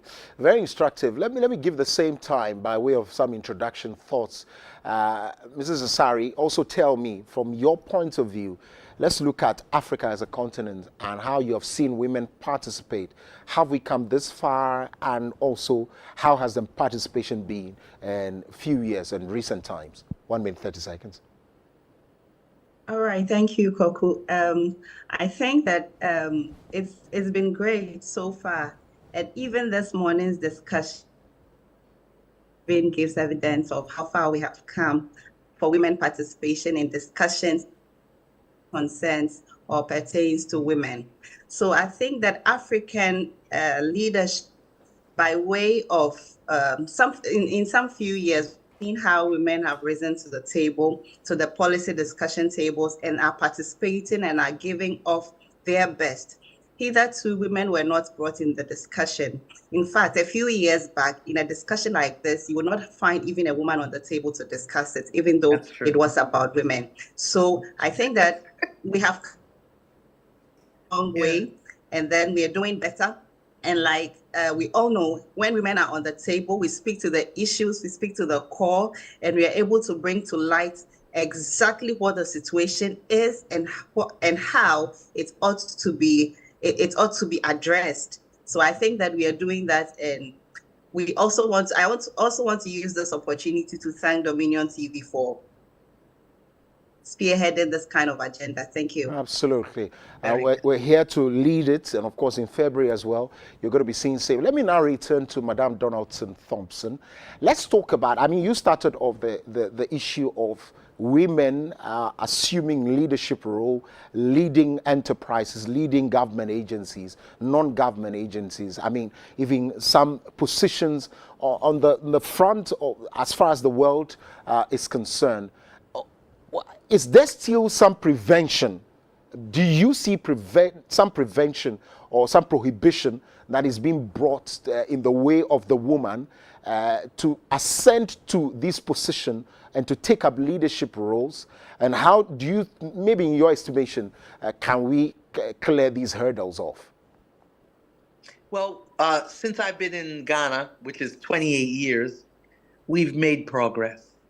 The fact that we have a woman vice president, I can't even tell you how happy I am on that one, because it gives women the opportunity to see that government does care about them. It's a symbolic, but it's also innate. It's practical. When I see a woman standing next to a president as a vice president, that tells me, oh, we're moving forward, we're progressing, and that's an important look. Optics is good, and we see that now. So you're gonna see women stand up a bit more. Okay. Say, the road not good, because I'm sending my children on this road, and me too. I have to go to chiropractor every month. Please help us out. So these things that we are concerned with will be addressed. Domestic violence needs to be addressed. We will address it. I see. And also, I was asking specifically the issue of, do you find prohibition? Do you find women being prevented from, ascending to these high offices or taking up leadership roles? And in what form are some of these by way of education? No, I think the obstacles, we used to call it in America the glass ceiling, because that's where I come from. That's been removed. I see even when we are vetting the ministers now, the way the vetting is happening, those obstacles, those challenges that we've had, we are now moving forward. I don't see those challenges in the public's arena. Of course, you still have the old boys club, but we also have the old women's club. Interesting. So you know, we do have to have those so that we can talk among ourselves about our own issues. But when we come to public policy, public governance, we see more women taking a role, and not only taking the role, but making it impactful, making it count. I see. That's from a positive outlook. Let me go to Mrs. Asari now. The point is, people have said in some instances, as far as some tribes are concerned, they still think, even some religions, they still think that women must be at the second place. They also believe that childbirth, if you like, is one of the prohibition, one of the natural things that stops women from ascending the high offices and taking leadership role. Mrs. Asari, are these things still, can we see them? Are they tangible? Are they prohibitions? All right. So these challenges, they are still there, even though it's quite minimal. But they kind of play an impact on the performance of women in some ways. For example, if a woman is aspiring for a political office, for instance, she does not put on hold her role as a wife, as a mother, and even as a daughter. She still has to constantly juggle the two, or even three or more roles that she plays. So those things, those challenges kind of inhibits the ability of the women to perform to their best. Okay. Besides all the points that you mentioned, women who are at the policy table mostly have to juggle a lot of other things. They have to bring in issues from here. They have to handle all issues, unlike their counterparts, the male, who don't have to juggle all these things at the same time. But when it comes to the women, they have to do all these things simultaneously. Okay. And sometimes women face other challenges, which is the lack of support systems. They don't have the support, the appropriate support systems. So sometimes even mentorship, somebody to mentor the person to aspire to that level, most of the time is missing. When it comes to sponsorship in the lead up to the recent elections, for instance, many women had to contest with male counterparts. One would have expected that because of the affirmative action bill, there should be room should be made for women to be able to go through these these situations seamlessly. But you realize that that is not the case. And then we also have economic barriers. So most of these women they have little or sometimes close to nothing in terms of the financial muscles when it comes to their male counterparts, especially when we are talking about politics. So all these things, these nuances are there, and they kind of inhibit how women perform or how they give off their best when it comes to their leadership roles. Very interesting. Before I return to Madam Sherry, I want to stay with you. And this is not an affront to the phenomenon of women empowerment or empowering what people will refer to, I don't do that, as people of the minority, where they are referring to women and children. But I'm saying that where comes the issue of equity? Because I heard you speak of affirmative bill or law allowing for a seamless run. If we're calling for equity, as much as I also have at the back of my mind that natural occurrences such as childbirth can inhibit, of course, or prohibit, if you like, people from ascending to these offices or taking up leadership roles, we are also calling for equity, or there's something else we're calling for which we say allow the women to rather go without laying the foundation of competition. Educate me on that particular one. All right, Koku. When we are calling for equity, for me, one aspect that I think we need to understand or look or pay attention to is the fact that the men or the gender, the other counterpart, should understand that we cannot run on the same level at all times. So provided that the woman has the academic qualification, it is good, okay? Provided that the woman has the experience, it is good. But the other layer that I'm advocating for is for the men to understand that we need to support this woman. Because like Mama Lou said earlier, whatever you give to a woman, whatever opportunity you are giving to the woman is able to blow it. The woman is able to make it spread wider than the woman will do. You understand? So in as much as we want equity, for me, the layer that we have to pay much attention to has to do with the fact that the men understand that, well, this woman has been able to go through the academics, so she's qualified, experience, she's qualified, she has works or she has things to show for what she is asking, the table she wants to sit on, she deserves it. We should be able to let the men understand and give them the necessary support that the woman deserves.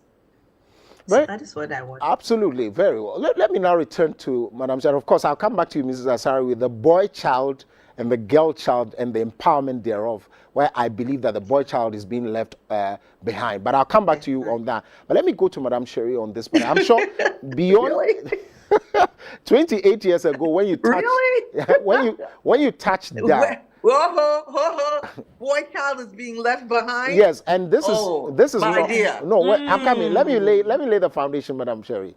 And this is not me saying it. I've heard thought leaders who are women who said, like, probably, just probably, the issue of empowerment and the resources that are put in there, as much as they are increasingly bringing the girl child up to par with the boy child, the same thing is not being taught the boy, who probably will end up with the girl in the house married. So while you are instilling these principles into the girl, make sure you equally do that for the boy, because you see, they both so maybe you needed to hear me with that context. You need to get the boy also up to speed with the same empowerment, because if you are telling the girl you can do it and all of that, you can also be and all of that, the guy is being left, or nothing is being said. Oh, the boy will grow. He will grow and be a man, and he will take up leadership position. So let's just bring up, and that's where I'm coming from. Your thoughts before I go to my question, maybe because of the interest I saw. Yeah, the thought is there. One of the things that you all did at Dominion is say I'm the founder of Sunshade Energy, and that's true. Mm-hmm. But I'm also the founder of the Black Our Story Festival, the Black Our Story podcast, which leads to the Black Our Story movement. It is our story. It is both male and female. Right. When I see an individual who has succeeded, whether he be a man or a woman, it is also my success, because Ubuntu, I am because you are. Okay? So in the common unity, we see, and that's Africa. We have been programmed to be this type of individualistic, me, or I have to grow, I. It's we, okay? And when we do things for the community, when we do our work well, it impacts everybody equally. And so the equity comes from how you view your impact. Are you just impacting yourself as an individual or your family because your family has to do well? Or are you looking at community? Are you looking at the wider picture of kingdom building? Kingdom building means the kingdom, the whole kit and caboodle, everybody is being built. If you look at everything that way, when you do that, you don't have a problem with whether there's empowerment for women or empowerment for men, because we are empowered together. Right. We can do it together. I love that. I love that. But let me touch base with the substantive issue now, the one I want to bring to you, Madam Sherry. Look, the point is, I'm sure it was a cultural shock for you when you landed here 28 years ago. The issue of the patriarchal nature of our society, where it is believed that the man is the head, the man leads, and the woman supports the vision and all of that. Quite a number of people have also interpreted that to be what is in the Bible. I don't know of your experience when you came in, whether or not it was indeed a cultural shock. How do you believe in that? Also because there are some cultural practices that people still hold on to. The man is the head, and of course he is the vision bearer, and so the others must help him, support him to make sure the vision come to fruition. Tell me about this particular one and what your thoughts are on that. Yeah, my case was a bit different.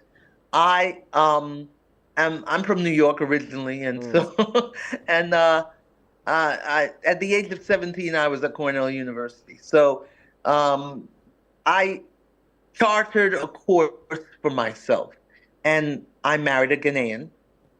I came to this country because I wanted to raise my children here. Racism is rife in America, and I didn't want them to know about that racism that way at the tender age. I wanted them to be in this culture. I wanted them to learn Ga.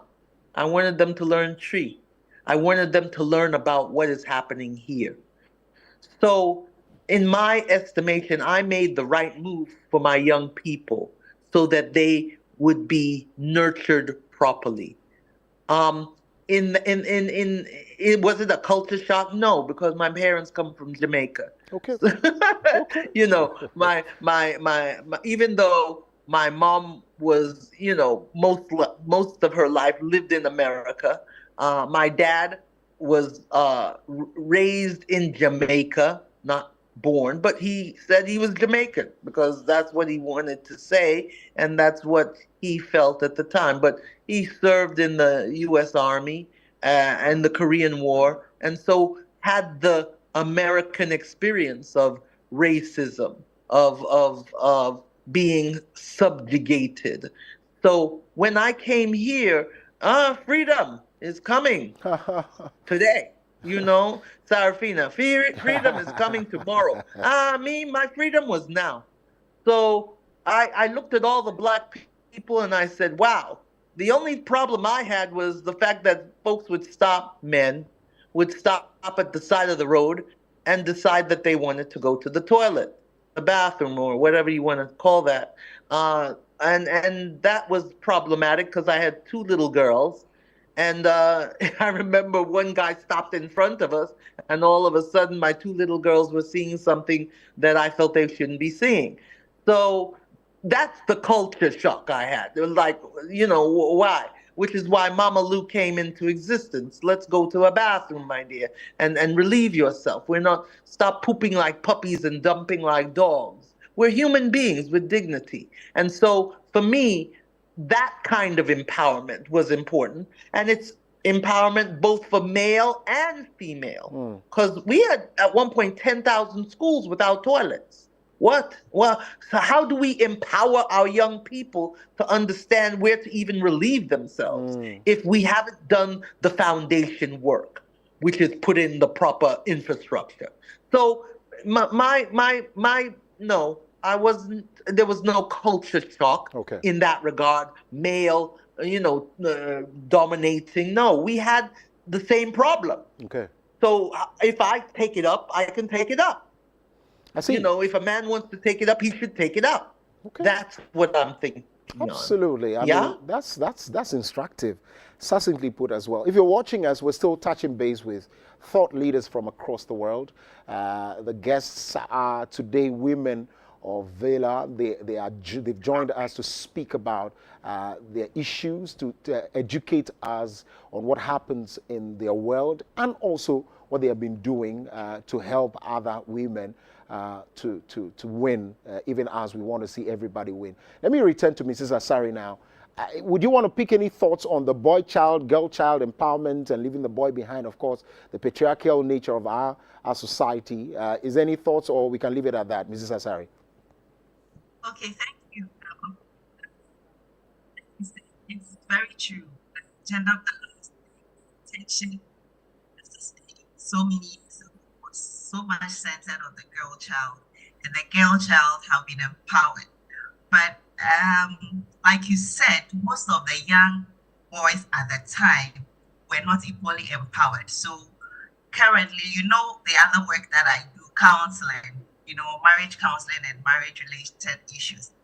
So you realize that most of the men are not at par with the women that they want to get along with. So that is the challenge. So you still have issues where the man thinks that the woman must be subjugated to the domestic role of a woman, that you have to be at home, you have to take care of children, you don't have to aspire for anything for yourself. I as the husband should be your all.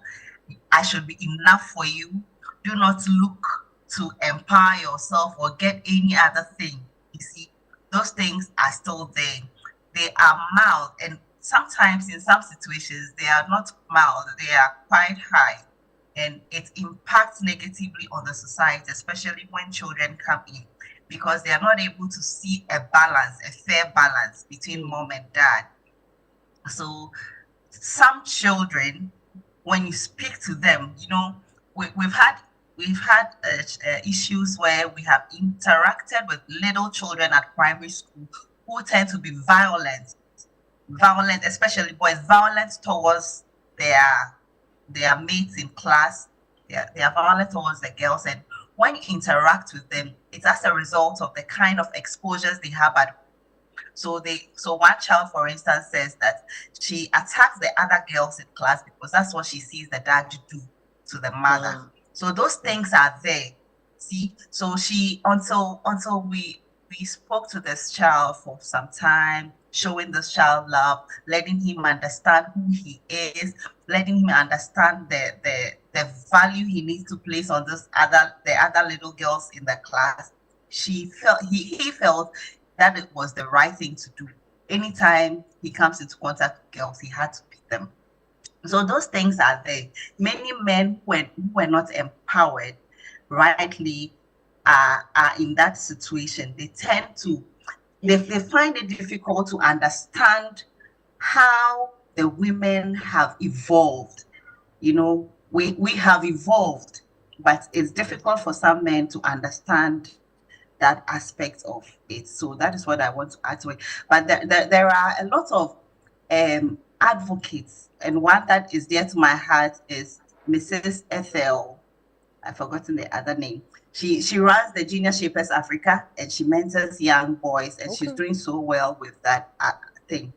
So I think that we need to, for me in counseling, I always say that for those mothers who have birthed boys, they must pay particular attention in raising them right, because the girls of this day are being raised to sit on certain tables.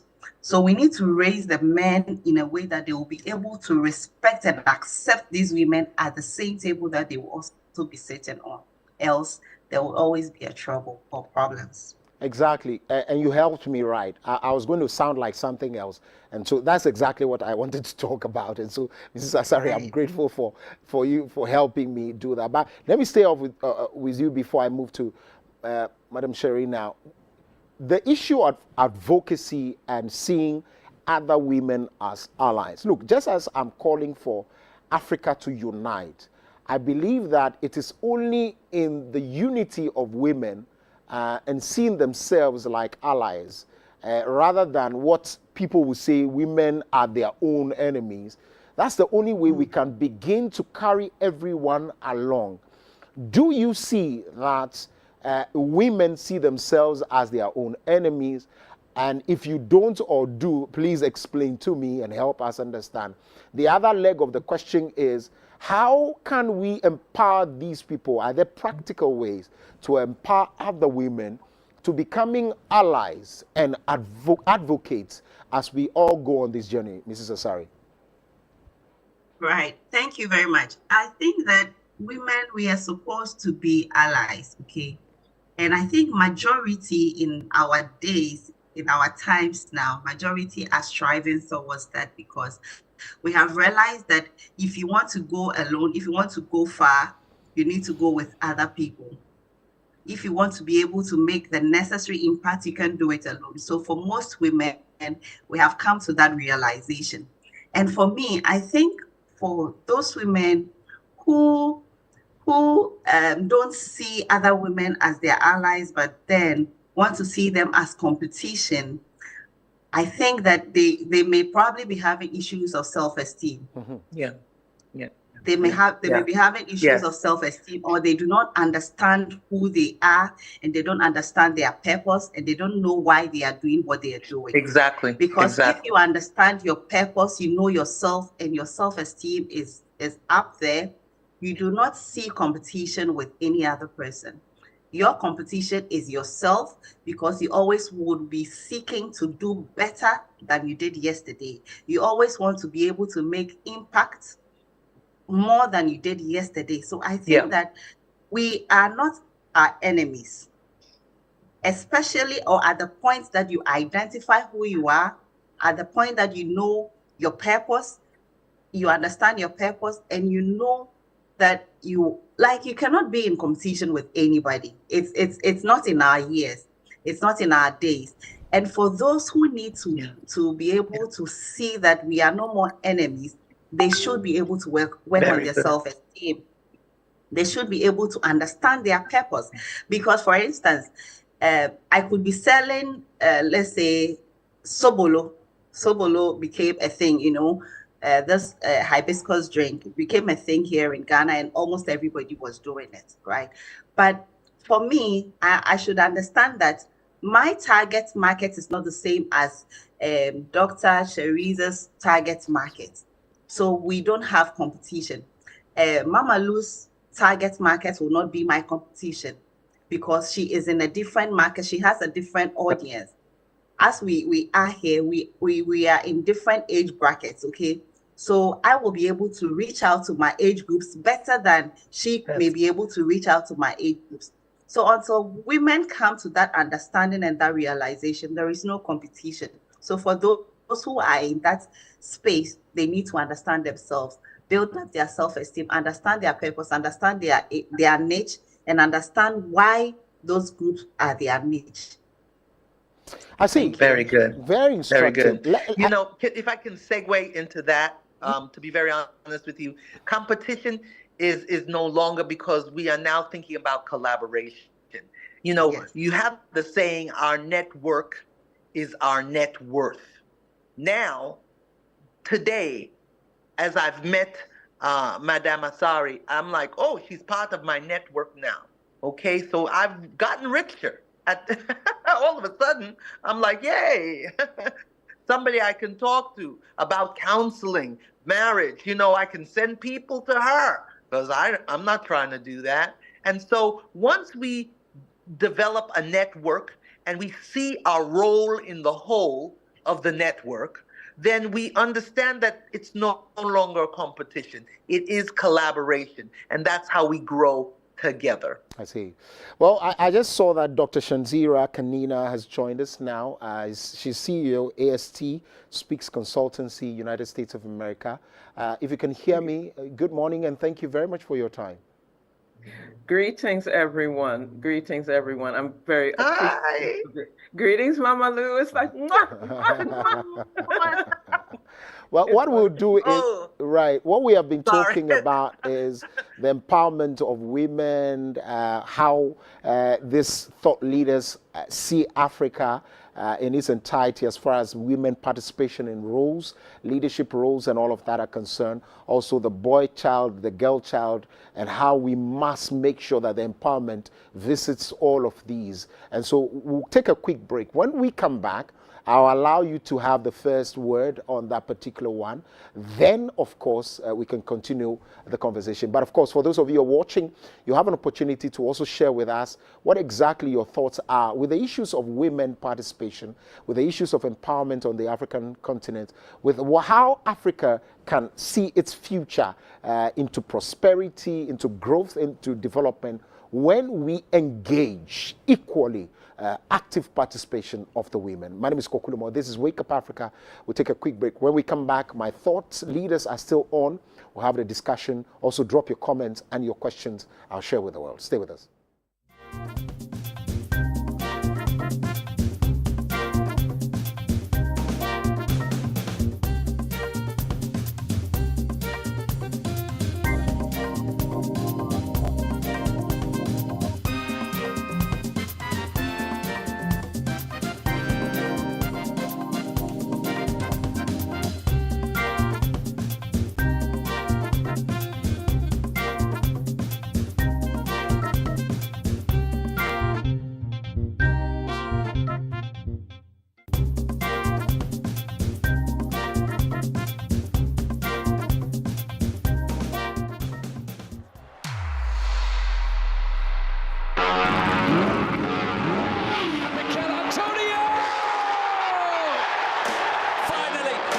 Season is up and running. Save!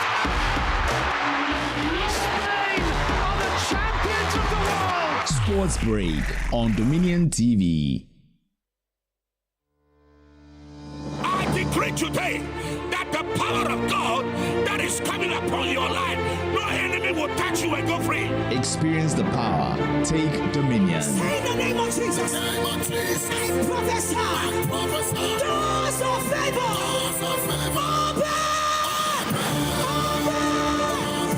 Action Chapel's Dominion Hour. Now, live, this and every Thursday on Dominion TV. And from today, you will be stronger than any enemy. Step up with DStv and we'll show up by giving you more incredible entertainment. Going to have a little fun. Upgrade your subscription between the 13th of January and the 31st of March and get an even higher package for a whole month on us. Buckle up, here we go. There's nothing better than putting a little bit in but getting a lot out. Time to boost some office morale. Incredible! If you want to build a future, you gotta know what you want. Step up and we'll show up on your home of entertainment, DStv.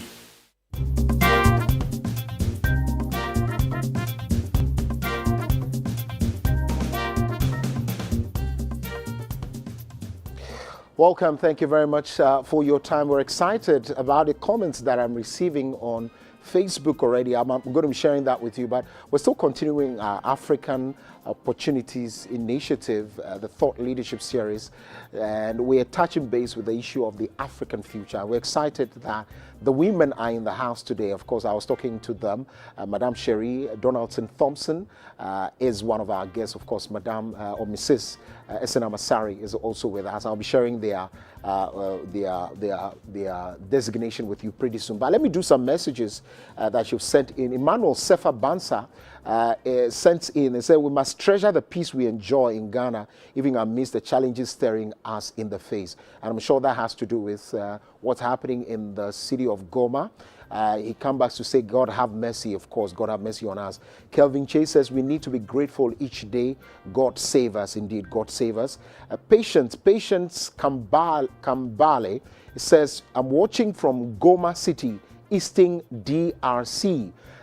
Share with us your thoughts, and we want to also engage you and engage people there as well. And so and if there's anything, please share with us and how we can reach you. Also reach you in your inbox so that we can get your thoughts. Nana King says, great show.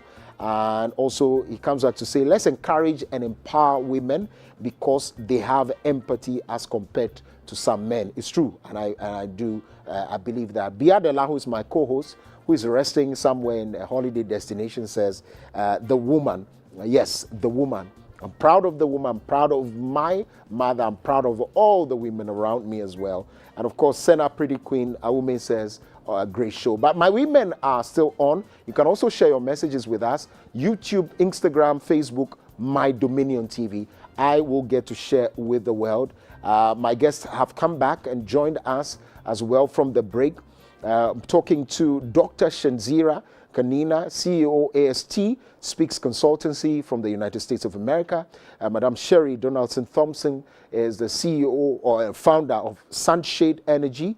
And of course, Mrs. Jennifer Esena is Communications and IT Manager, Africa Climate Action Initiative. Let's now touch base. Let's get the first word of Dr. Shenzira Kanina. You have heard all of these. Let's talk about how you view the Africa that you're seeing today with regard to the issue of women participation and, of course, the empowerment of same.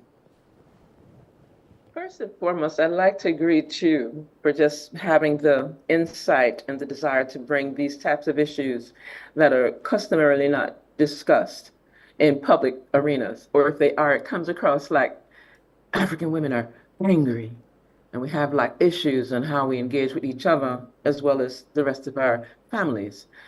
I need to make the point of clarification.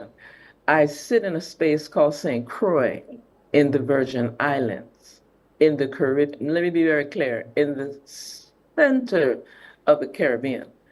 That happens to be attached to the United States. So I don't want to try to admit or clarify or be seen as I'm coming through the lens of the United States of America, because that would be misinformation. I sit inside of a space where I have engaged in organizational leadership specific to the Caribbean Americas.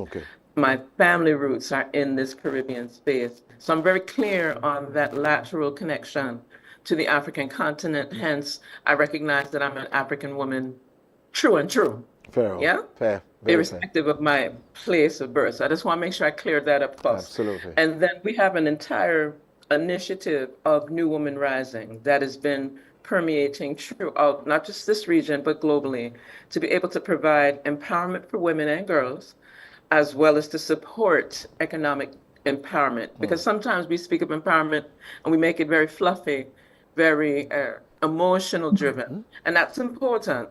The psychological piece is important, but we're very focused on the economic development, the spiritual acumen of how we strengthen our sisters. Because we know at the end of the day, and ultimately when we say African women lead, we're speaking from a place of African women lead with African men. Or make that up front. Right. Yes. So some persons may hear what you're saying. Yeah. And some person, thank you very much for that vibration, Mama Lou, because you know where we're going. And it's very important. Because sometimes when we're speaking in that forum and when we go into our African traditional ideologies and pedagogies regarding Queen Mothers and the royalty, when we speak of royalty amongst African women, we're not speaking of a royalty that like is in the Eurocentric context that we're here and everybody else is over up. When we speak of the royalty of African women and our camaraderie, our empowerment, our spiritual strength as African women together, we're speaking of it as a queen is a servant to her people. Exactly. So everybody needs to make sure they get that portion in regard to how we're speaking of African women. When we say African women lead, just know the other part of the sentence is with our African men for our African family. Because without the African family, none of this would have any value, any context, any support. And definitely would strip us of our ancestral legacy that we were quite responsible for. And when we do not follow the strength and engagements of our African ancestral legacy, then you're actually committing ancestral treason. which is very different. That's a whole other conversation. And that's why some of the work that I've had the honor and privilege of being involved in has always linked to the collaborations. How do we engage across the Atlantic? We should not let water, especially in the Caribbean, never let water separate us. That water is supposed to be fluid enough to unite us.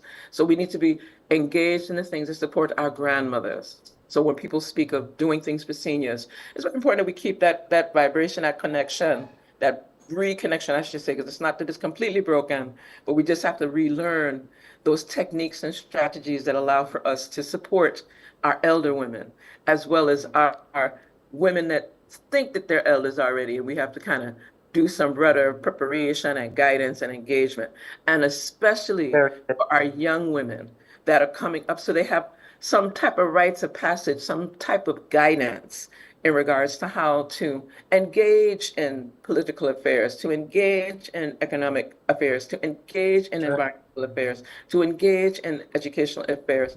And I'm going to keep coming back to that, and to engage in spiritual matters that facilitate African women authentically leading, not just being in a place like a Barbie doll, not just on a pedestal like a Barbie doll, spin around, whatever, but to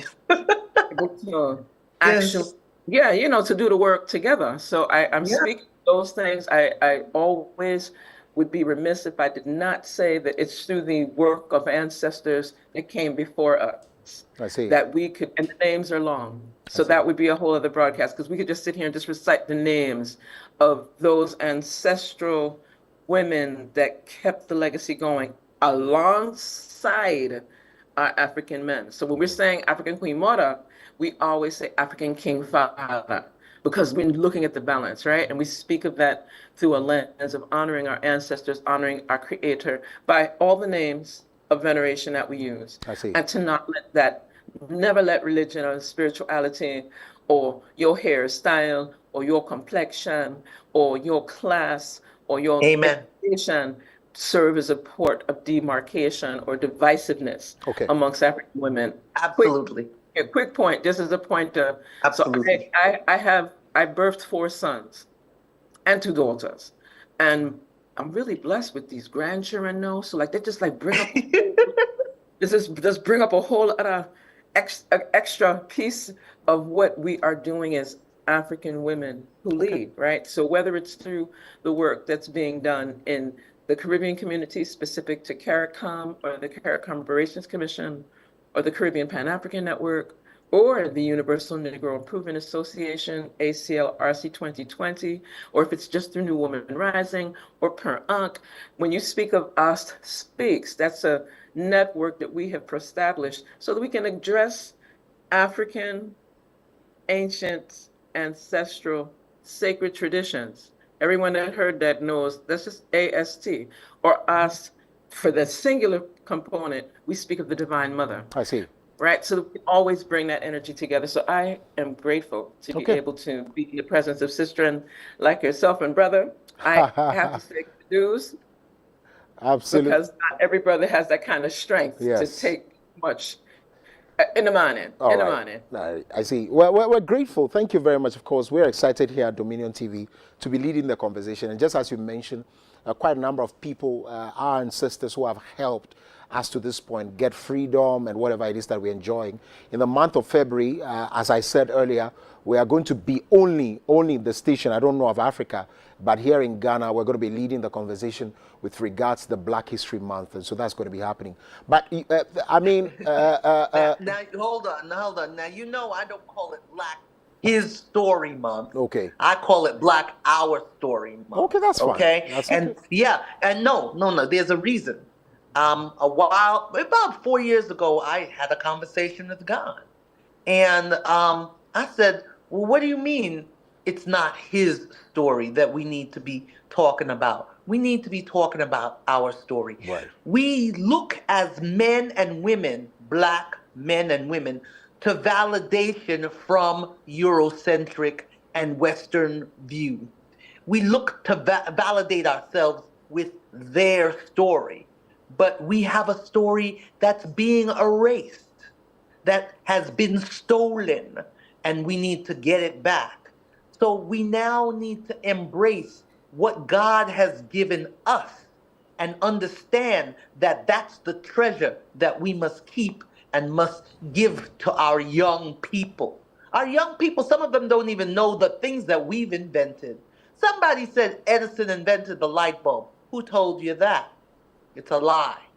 And so even the inventions that we have put forth as belonging to the Caucasian race or the European or the Western civilization, they're not their inventions, they're our inventions. I see. And that's what the Black Our Story movement is about. We're telling our story because we need to testify. We stopped testifying to God in our life. Because if you sit up here and think you're mediocre, who told you that? Who told you that you are mediocre? Who told you that you are poor? On the richest continent of the world, people tell you that you're a poverty-stricken nation? Huh? I don't think so. And that's what the Black Our Story movement is about. Absolutely. Black All right. Our Story Month. All right, all Thank right. you. All right, I'll be guided by that. I'm grateful. I'll be guided by that. Let me return to Mrs. Asari Amen. now. Mrs. Asari, let's do the issue of men. Now, in the conversation to make sure that we are all carried along comes also the knowledge that men must have about the issues of women, what they go through daily. There are times men get carried away, or there are times also they are just ignorant, or they play or feign ignorance about what women go through.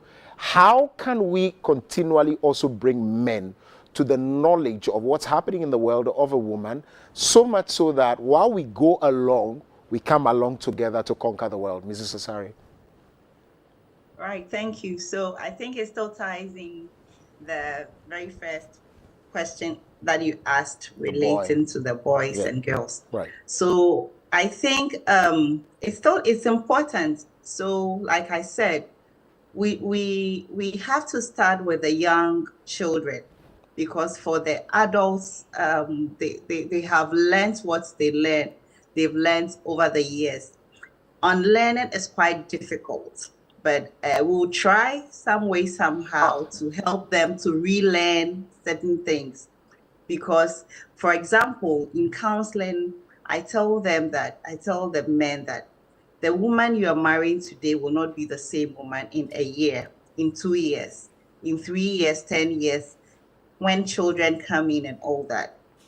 Naturally, physically, the woman changes. So I think to be able to have an optimum realization of this kind of education, we need to start when the children are young, the young boys, to inculcate in them to respect and understand the various changes that women go through, and to understand and empathize with them, to understand them, to bring them on board, to actually become allies to the women, so that the men would rather even be advocates for the women. So that, for example, if a woman is supposed to be at work, okay, is supposed to be at work after childbirth, like the President John Mahama has done, increasing the maternity leave, for instance, it should be the men in the office who should be promoting, who should be encouraging things like this, because they will now have an understanding that biologically a woman's body is not the same after childbirth. It affects her mental ability, even to put out the best, like in terms of delivery, work output and all that. So we need to bring the men on the table.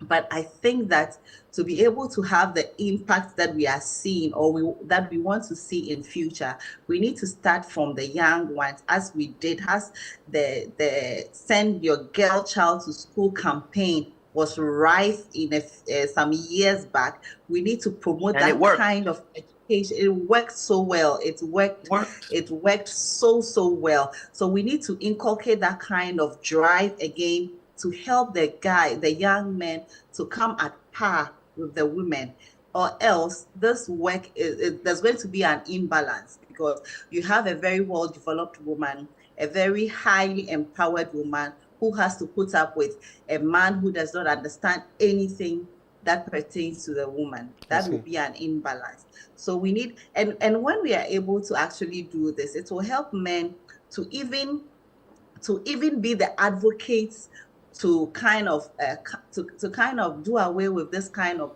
patriarchal norms that we have, which tend to not inure the benefit of women. You know, we have patriarchal norms or traditions here, for instance, in Africa, which sometimes or most of the time is to the disadvantage of women. For example, this widowhood rights, and even before the widowhood rights, anytime a woman loses the husband, the woman is blamed for being the cause of death. All those things need to be addressed. We need to empower the men to understand that how would a woman decide to kill the husband?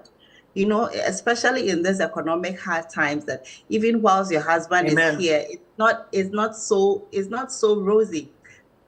Talk less of having to lose your partner, you know. So women have been going through so much that if we had men who were at par with women, who understand issues regarding women, who understood how the woman changes, the woman's expectations changes, the woman physical changes, emotional, mentally, psychological, all the changes that you can think of, even spiritually, how a woman changes. If men could have an understanding, I think that it will go a long way to help us to build better societies, because like we have laid the premise from beginning, when the women have it, it spreads across and it's beautiful. It spreads and it affects everybody, unlike when a woman has it. So we need to really bring the men at par with the women. I see. Let me return to Mama Sherry before I go to Dr. Kanina. Would you want to have a bite on that, or I go to my substantive question? Well, I'm going to have a bite. Okay, please do. I also want to give the other side of that. Women need to understand men. We don't. We don't understand, you know, we don't understand their emotions.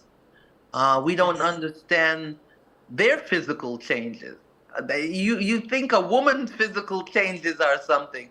Ooh, men have some physical changes, okay? Yeah. We're not that's right. privy to knowing what they are about, okay? I remember my son wanted to play basketball, and he said, Ghana doesn't have any basketball that I want to play. So he said he wants to go to America to play basketball. I'm like, seriously? You know, but I had to understand that that exercise that he gets, that thing that he loves, was a thing that he loved so much that he's willing to get up out of Ghana. And I got to make a way for him to do that. He played senior varsity on a team at his Iowa school, Southeast Polk. There were 3 black boys on that team, and he was one of them.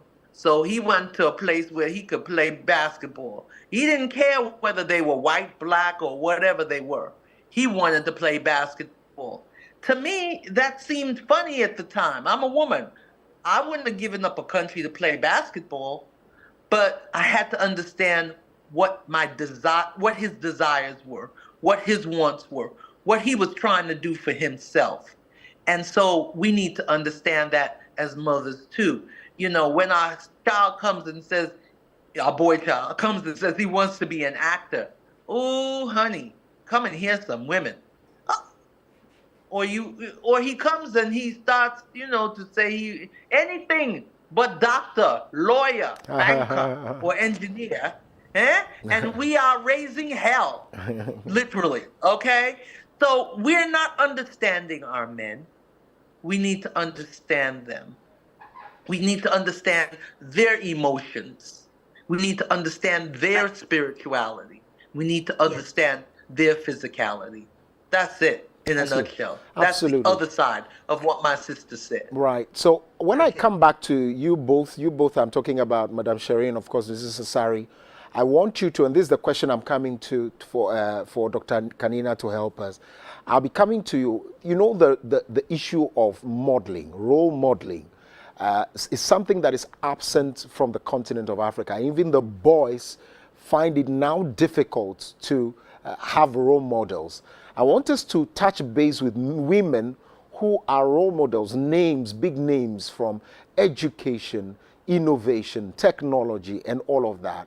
What I want us to do there is, how can, because they have broken the glass ceiling, how can we draw them closer to women and girls around the world to help them come along with how they were able to go through or jump the hurdles, make sure that they conquered every battle that they faced. And so let me go to Dr. Kanina on this. If there are some names and how we can practically help the young girls get attached, get closer to these people so that they can learn a thing or two that helps them to overcome their challenges, Dr. Kanina.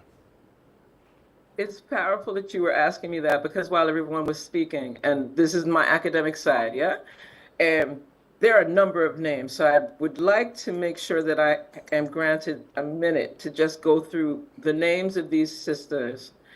Some of them are still living amongst us, and the particular affiliations in society and villages that they are associated with, right? So I would be remiss to not speak of Dr. Myrna Belgrave, who, groundings in Barbados, became a top educator and administrator, principal in the British Virgin Islands for more than 3 decades, and has since retired and returned in her wonderful realms of eldership, very involved. And we know her also as Queen Mother Achom V.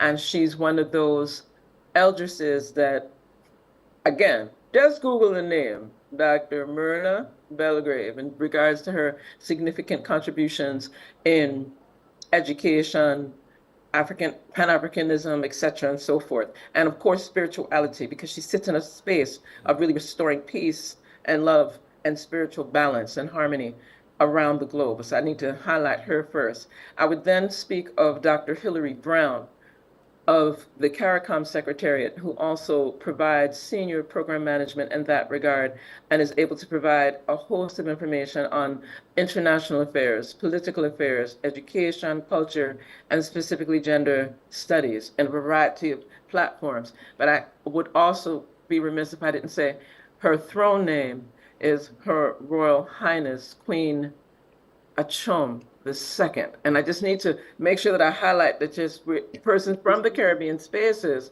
but that have these very direct ties with African traditional institutions and systems and bringing their skills, talents, and expertise in that regard. I would also speak of Professor Dr. Niambi Hall Campbell Dean in the Bahamas, and of course teaching at the University of the Bahamas, but also very much so involved in serving as a leader with representing the Bahamas within the CARICOM Reparations Commission, right? I would also be speaking of sisters like Dr. Sandra Richards, and I need to be corrected because she's an African Queen Mother warrior, and we know her as Sis Doctor. And she has provided, again, grounded, and she was raised in the UK with family roots in Barbados, and she does an entire set of life coaching and has been able to provide her intellectual skills, talents, and expertise to universities in regards to quality assurance and how we actually engage in those cognitive technologies and systems around the globe. I would, and I'm going through that list because I want to make sure that I don't forget like certain persons when you ask that type of question. And I like to make sure that I give a little snippet of who they are in terms of their life work. And right here, and I want to go to some of these millennials or those persons that are breaking between millennials and whatever the next name is, yeah? Like attorney Genevieve Whitaker. And she's based here in the Virgin Islands, and she has been involved in international law and was one of the, when she was a youth, she started the Virgin Islands Youth Advocacy Coalition, which still exists more than a decade later. And she's been able to use her international skills to be able to bring that to the United Nations, to the International Decade for People of African Descent, to serve as a fellow in various iterations around the globe inside of the 48 contiguous, inside of the Caribbean spaces, as well as elsewhere. I would also wish to speak of my beloved African Queen Mother Warrior sister, Isis Amlak, who has been an organizer and activist using media and spiritual systems to be able to help our women, men, and families to do a plethora of work inside of the continent, inside of the UK where she's based, and with her Trinidadian and Tobagonian roots, right? And again, Dr. Rhoda Arundel, who is a professor at Howard University, grounded in the One St. Martin movement, coming out of St. Martin. She currently serves as the president of the Caribbean Studies Association. I would speak of sisters like Andrea Wells in Barbados, who not only is a co-founder of Pelican Arts Collective as an art history par excellence scholar, but in addition, she also is an organizer and works in her day job at the National Cultural Trust of Barbados and brings a wide variety of information around the importance of the arts alongside technology and science. That's right. That's right. I want to make sure that I highlight that portion. And of course, Queen Mother Marta Johnson, who is an ambassador and Afrocentric advocate. Maybe advocate is not as strong, but an activist who was one of the first African governors in Costa Rica. I need persons to really catch on to what I'm speaking to. So my list is pretty long. Yeah. I can speak of Zakia. Right. So I'm just saying, I intend, and these are the ones that I know, like from the top of my head. Absolutely. And there's many more that I can share. I think all of us need to include ourselves because of the work that we're doing, and of course our mothers. And I give a special shout out to my centenarian mother, Eulalie Davis, coming out of the Dominican Republic, residing in the U.S., and raising a daughter like me to be able to be free in my speech and my action, to be able to help humanity. I see. And for a point of information, she's turned 102 in November. I just gonna highlight that, and still remember my name. So I feel very right. And then I speak of Her Excellency Ambassador Dr. Fidelia Grand Galon. Absolutely. Right there. If you didn't mention her, I was going to. Okay. I was about to say, if you don't mention her, I'm going to. Okay. So go for it. You're right. No, but I'm saying not only is she a human rights advocate, and she's serving as a diplomat there in Ghana, but she also has within her portfolio Kenya as well as South Africa. And I'm sure that I may have missed something. And she's coming out of Suriname, right? And she's a Maroon. She's a proper warrior. Yeah, founder of the Maroon Women's Network, which is powerful, has thousands of women. And as I said, Dr. Makeda Kamara, who is a Sangoma and a midwife by training, and utilizing her midwifery skills, she learned in Africa, coming out of her home base in Panama, and then she's serving as a midwife. I see. And a nurse here in the Virgin Islands. Right. So the list is indeed long. So here am I. Yeah. So here am I going to segue to say this. Ambassador Fidelia Grand-Galon will be at the Black Our Story Festival with a Suriname exhibition. She will give a fireside chat. Ghanaian women, Ghanaian men will have an opportunity to meet and hear her story at the Black Our Story Festival. I'm telling you, it's powerful. I'm getting goosebumps sitting here right now. Yes, I am. I want to thank you, sir, for what you've done today, because this is amazing. Just hearing those names, that is how rich we are. Remember, our network is our net worth. Right. Absolutely. And let me touch base with Mrs. Asari. And after this, we'll go to a very sad one on how I'll show you a video of what's happening somewhere in DRC And so how women can also put together and of course come together and stop some of these conflicts. Not stop, but of course they are avoidable. We see what the role of women are. Mrs. Asari, are there some names? And I'm particularly also asking, if you can hear me, what practically can we do, Mrs. Asari, so that the women, the girls, are able to connect directly, if not daily, at least frequently, with these women of substance who can also help them, carry through their life challenges. Mrs. Asari? All right, thank you. Some time back, I've been trying to have a program like that, which I intended to introduce to the education system so that they can input it into their curricula, so that they will have a version or something in the curricula, a program in their educational curriculum that would create time for mentorship, so that we'll have the young people, the young women, identify their career patterns. So it will be more like a career orientation sort of. So as long as maybe we could even employ technology for them to be able to know who they are, the kind of career path they need to access or try to be on, so that with that we'll be able to pair them with mentors in those career fields, so that from time to time the education system will be structured in such a way that these kind of career mentors or models would be engaged to come or to go to the various schools to have mentorship sessions with them. If not for anything at all, maybe once a year or twice in a year, if these models, if the career models or mentors are able to come into contact with their mentees, have time with them, let the children have a one-on-one interaction with them, I think that will go a long way to help them. Because I remember, I think 2017, 2016, thereabout, I had a similar program that I helped the young people to identify the kind of career path. So we did personality tests in relation to their career. And then before that, I had interacted with one young person. I asked her what she intends, she aspires to do. And she said she aspires to become a lawyer. So I gave her a book to read and then come and give me a synopsis. For 3 weeks, 4 weeks, she couldn't do that. And I realized directly that she is not a person who loves to read. That she thinks that she maybe she likes the way lawyers dress and all that, so she hopes, so she was desiring to be a lawyer.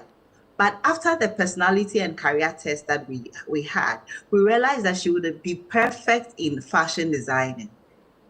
And true to my words, we took her to a fashion school, and then within 6 months, her tutors were amazed at her speed to the work that she was doing. So at that point, what was left was to pair her with a model or a mentor who would be mentoring her along the line. So I think that we should have that kind of conversation with the education of the ministries of education in Africa, so that we can inculcate that kind of thing in it, so that we will be able to pair the young girls with their mentors, and then they will be having that one-on-one engagement, maybe once a year or twice a year, for them to be able to abreast with the kind of challenges that their mentors go through. There was another instance too that I spoke to a young lady who wanted to be an accountant. I asked her, do you know any accountant? She says no. And I said, so why do you want to become an accountant? I just want to be an accountant. And this is a person that I have observed who did not like to sit and learn. She always wants to be out there playing, being on the phone, doing all the social media stuff, Snap and all those things. So I told her, you need to find a mentor, a mentor who is an accountant to train you, to help you, to teach you what to do. I think that at this time, we don't need to be doing the books alone. We don't need to be practical. To be doing the reading alone. We have to be able to get the hands-on experience as well. Okay. So for instance, if we have this young lady paired to a mentor, maybe on weekends or during vacation, she could be going to this mentor's office to learn practically, hands-on, what it takes to be an accountant. Okay. So that is what I Very well. Very good. We'll take a quick break, our final break. When we come back, we'll talk about how women can together engage in conversations, together can help us engage in, very fruitful discussions on how we can curtail, check, minimize the conflicts on the continent of Africa. And so we'll take a quick break. When we come back, we'll show them the video. We'll show our guests the video, of course, that we started showing from Goma in DRC, and of course, then we can talk about how women can help us, also start a discussion on how we can drive change, drive growth and development rather than the conflict. Stay with us.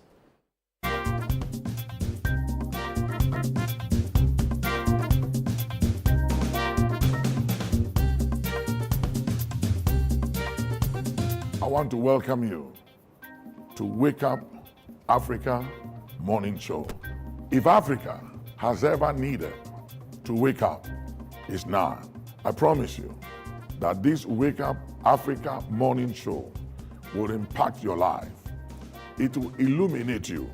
The Bible said that thy word is a lamp to my feet and a light to my path. You need this insight.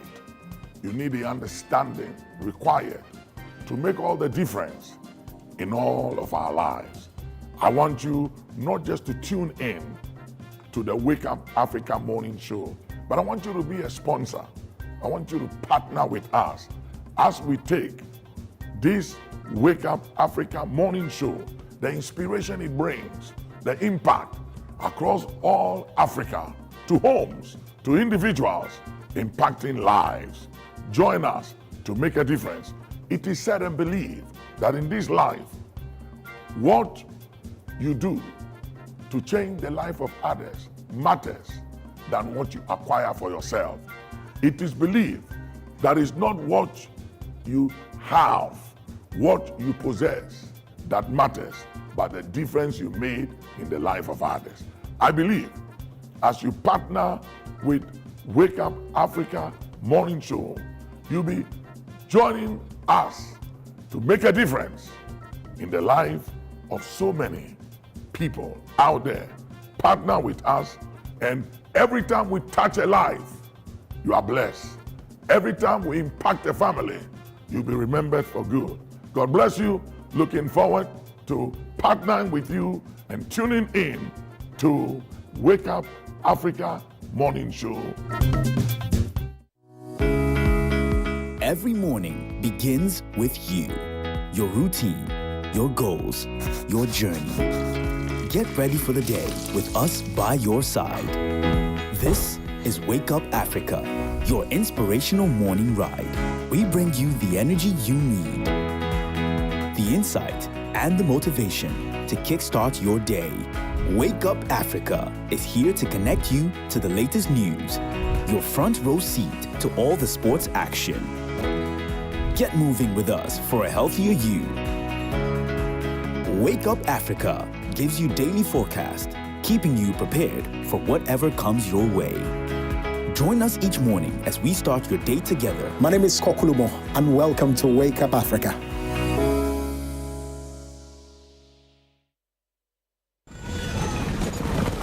It's adventure after adventure after adventure. Get a load of your favorite Bible adventure series, Superbook. So, get on board. Let's join Chris, Joy, and Gizmo. It's Superbook time.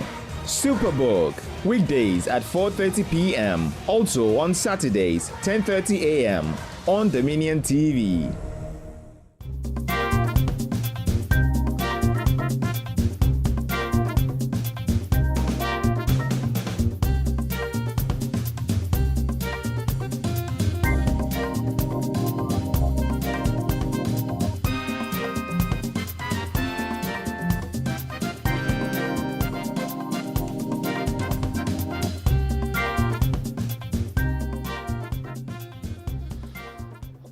Thank you very much for joining us. We are in our final lap of the conversation. We're streaming live on Facebook, Instagram, and of course, YouTube. You can also share with us your thoughts, your comments, your submissions, even your questions. You can put them there.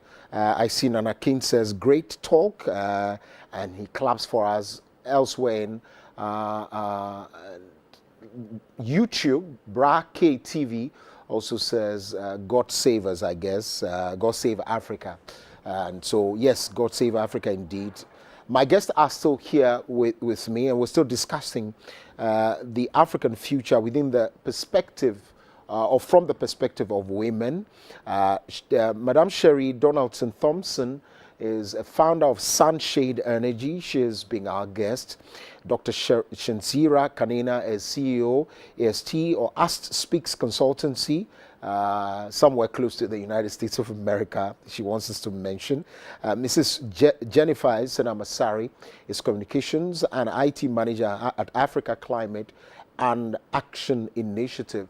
All of them have been talking about how women can be at the forefront of the growth and development agenda of Africa, and how they can empower themselves, how they can do it with the men, how they can do it with the boy child, the girl child. We've talked also about the issues of role modeling, and also how the women who have gone ahead to shatter the glass ceiling can also lead conversations, and of course practically model some of these young people. And so we are ending on the issue of conflicts. There are quite a number of conflicts, whether or not chieftaincy, whether or not from whatever it is. There are quite a number. Some of them have even degenerated into wars. Like you can see physical wars where guns are blazing against one another in these countries. Very, very sad one. I mean, we're sharing those ones earlier. Let me start off in about some 3 minutes. Dr. Kanina, if you can help us understand how women can be at the table, or if not brought to the table, how can they, in their own right and their own corner, help to make sure that some of these conflicts are reduced, if not eradicated totally? We have to remain steadfast and ask for that spiritual strength to be present. And I'm going to say it in that regard. There are some sisters that just do not have the ability or the access to be able to go and do anything about these things and may feel despondent. However, it's important that even some of the names that I shared earlier, some of the names we're sharing, and again, I think it's important that we cross-pollinate these lists and find out with permissions who's willing to share their WhatsApp number, their social media contacts, so that we could know when something is happening in the DRC, who can we speak with and provide support for on the ground. And I want to touch on that because it's interesting that last night, quite late, probably the other reason I'm navigating through this morning, because it's early here, is I had the honor and privilege of speaking with Dr. Kwame of the Friends of the Congo, and they were very clear on what the sisters on the ground are doing. We may not hear about this. It's not going to make CNN. It's not going to make Fox News, but I anticipate that it's definitely going to make Dominion TV Ghana news. And I think that we have to utilize our own networks. We can't expect the Eurasian networks and media to do for us. So it's really critical that we navigate through that lens, whether we utilize the African Union ECOSOC or not, because some persons are very comfortable, some persons are not. But I'm saying that we have to make sure that at every venue, every conference, every webinar, every seminar, every activity, every school activity from pre-K, like pre-kinder, all the way to post-secondary, right? We have to make sure we go to all the churches, the temples, the synagogue, everything. We have to, where people playing domino, where people playing chess, check out. Right? We have to just permeate all of the different platforms to be able to reach our people so we can transform our culture, our methods of healing. The arts, the celebrities that are putting out this fabulous music and those that are putting out the little scalawag stuff, we're going to talk to them too. But there needs to be a resurgence around arts, technology, spirituality, so that we can actually restore life. We are doing that. It's just that it's not making the news many times when we're doing that. There are youth in the Cameroons with IFACA that are doing a host of things around the arts and technology, and they reach out to women in the earth, like wherever they can find African women that's willing to support these African youth. And I've seen it in the Cameroons. I know it happens in Ghana. I know it happens in probably all of the areas in the African continent and ties not only to the 48 contiguous, and I need persons to really get that out their head. America don't like we. So we got to be real careful when we start saying that you are an American or whatever. I need to make sure I say that clear, right? And again, I went to school there. I have family that live there. And right now, I'm very concerned because of the agitation and the distraction. Let's make us forget what's happening in the African continent.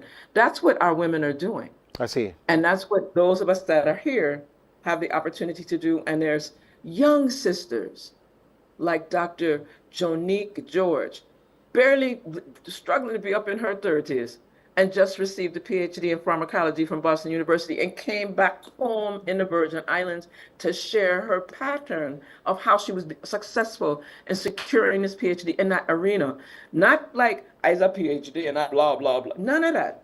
What she did, how she get money, and how you could do it too. And she's doing that in her community here, and she shares that literally around the globe. I see. You know, you have, and I'm just saying, there's people that are doing this work. So I don't wish for it to come across that we haven't, but the Friends of the Congo is one source, the All African People's Revolutionary Party, another source, and I know that there are many others on the ground as well that are supporting this work that women do to help stop conflicts. Absolutely. Put women at the table and then there's no war. I see. Remember how war happened.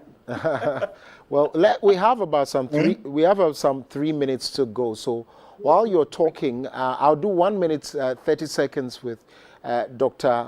I'm talking Madame Cherie while the video plays for all of us to see. So same question: how must women come to the table, or if you like, from the Akana to help us? While you're doing so, we'll be rolling the video as well on the screen.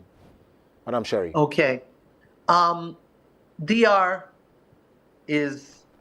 has been for a number of years in conflict, and it is not because DR necessarily wishes to be in conflict, but we have outside and external agencies there that have been raping, ravaging, pillaging for decades. It needs to be addressed on an international level.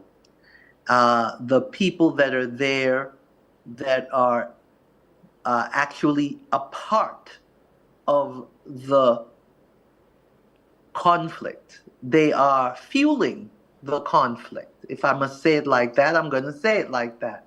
So not everybody that's there that's saying that they're helping Congo is really helping Congo. They are really helping themselves to what Congo has.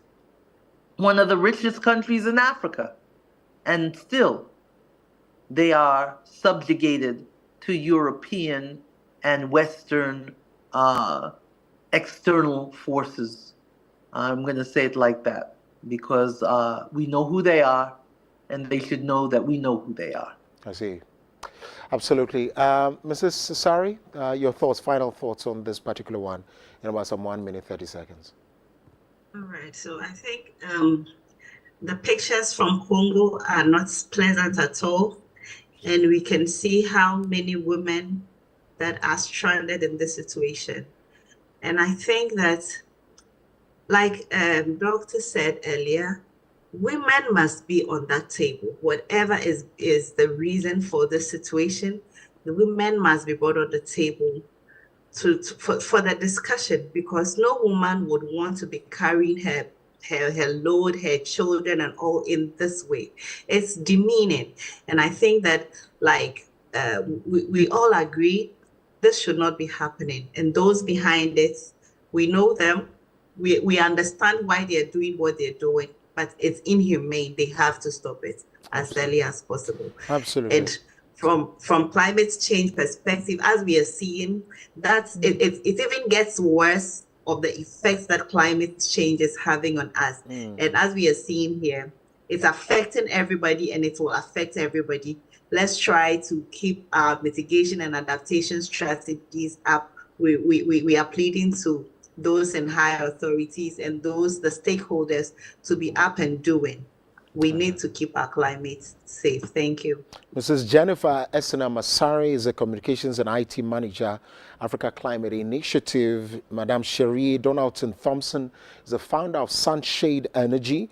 Dr. Shantira Kanina is CEO AST or AST Speaks Consultancy, somewhere close in the Caribbean, but close to the United States of America. Thank you very much. Again, we are going to be planning the Black Our Story month. And so we're going to ensure that we bring some of you again on, also partner some of the events if we can. So let's have that conversation from behind and see how we can bring people up to speed of what we have done with our story as Black people, as people, our brothers and sisters in the diaspora, and of course also on the African continent. But of course, thank you very much for allowing us to come into your space and to, of course, you sharing your thoughts with us. God bless you and may He keep you. And of course, we'll see you again. And this has been the African Opportunity Initiative's Thought Leadership Series that we started some weeks ago. We're going into that, but we're also announcing, just as we were corrected, not the Black History Month, but Black Our Story Month is happening in February. And so we're going to be putting that together with also the love season that comes to an end on the 14th of February. So we have quite a number of education, quite a number of conversation that will be tied in with every other issue that is happening here in Ghana and of course on African continent for you. My name is Kokulumo, and it's been a good time, and I'm sure that you enjoyed the show. Thank you very much for making time to be with us. Tomorrow we're back again to do it all over again. It's a bouquet of everything that you may need in a morning show, and it's on Wake Up Africa on Dominion TV. Bye-bye. I'll see you soon.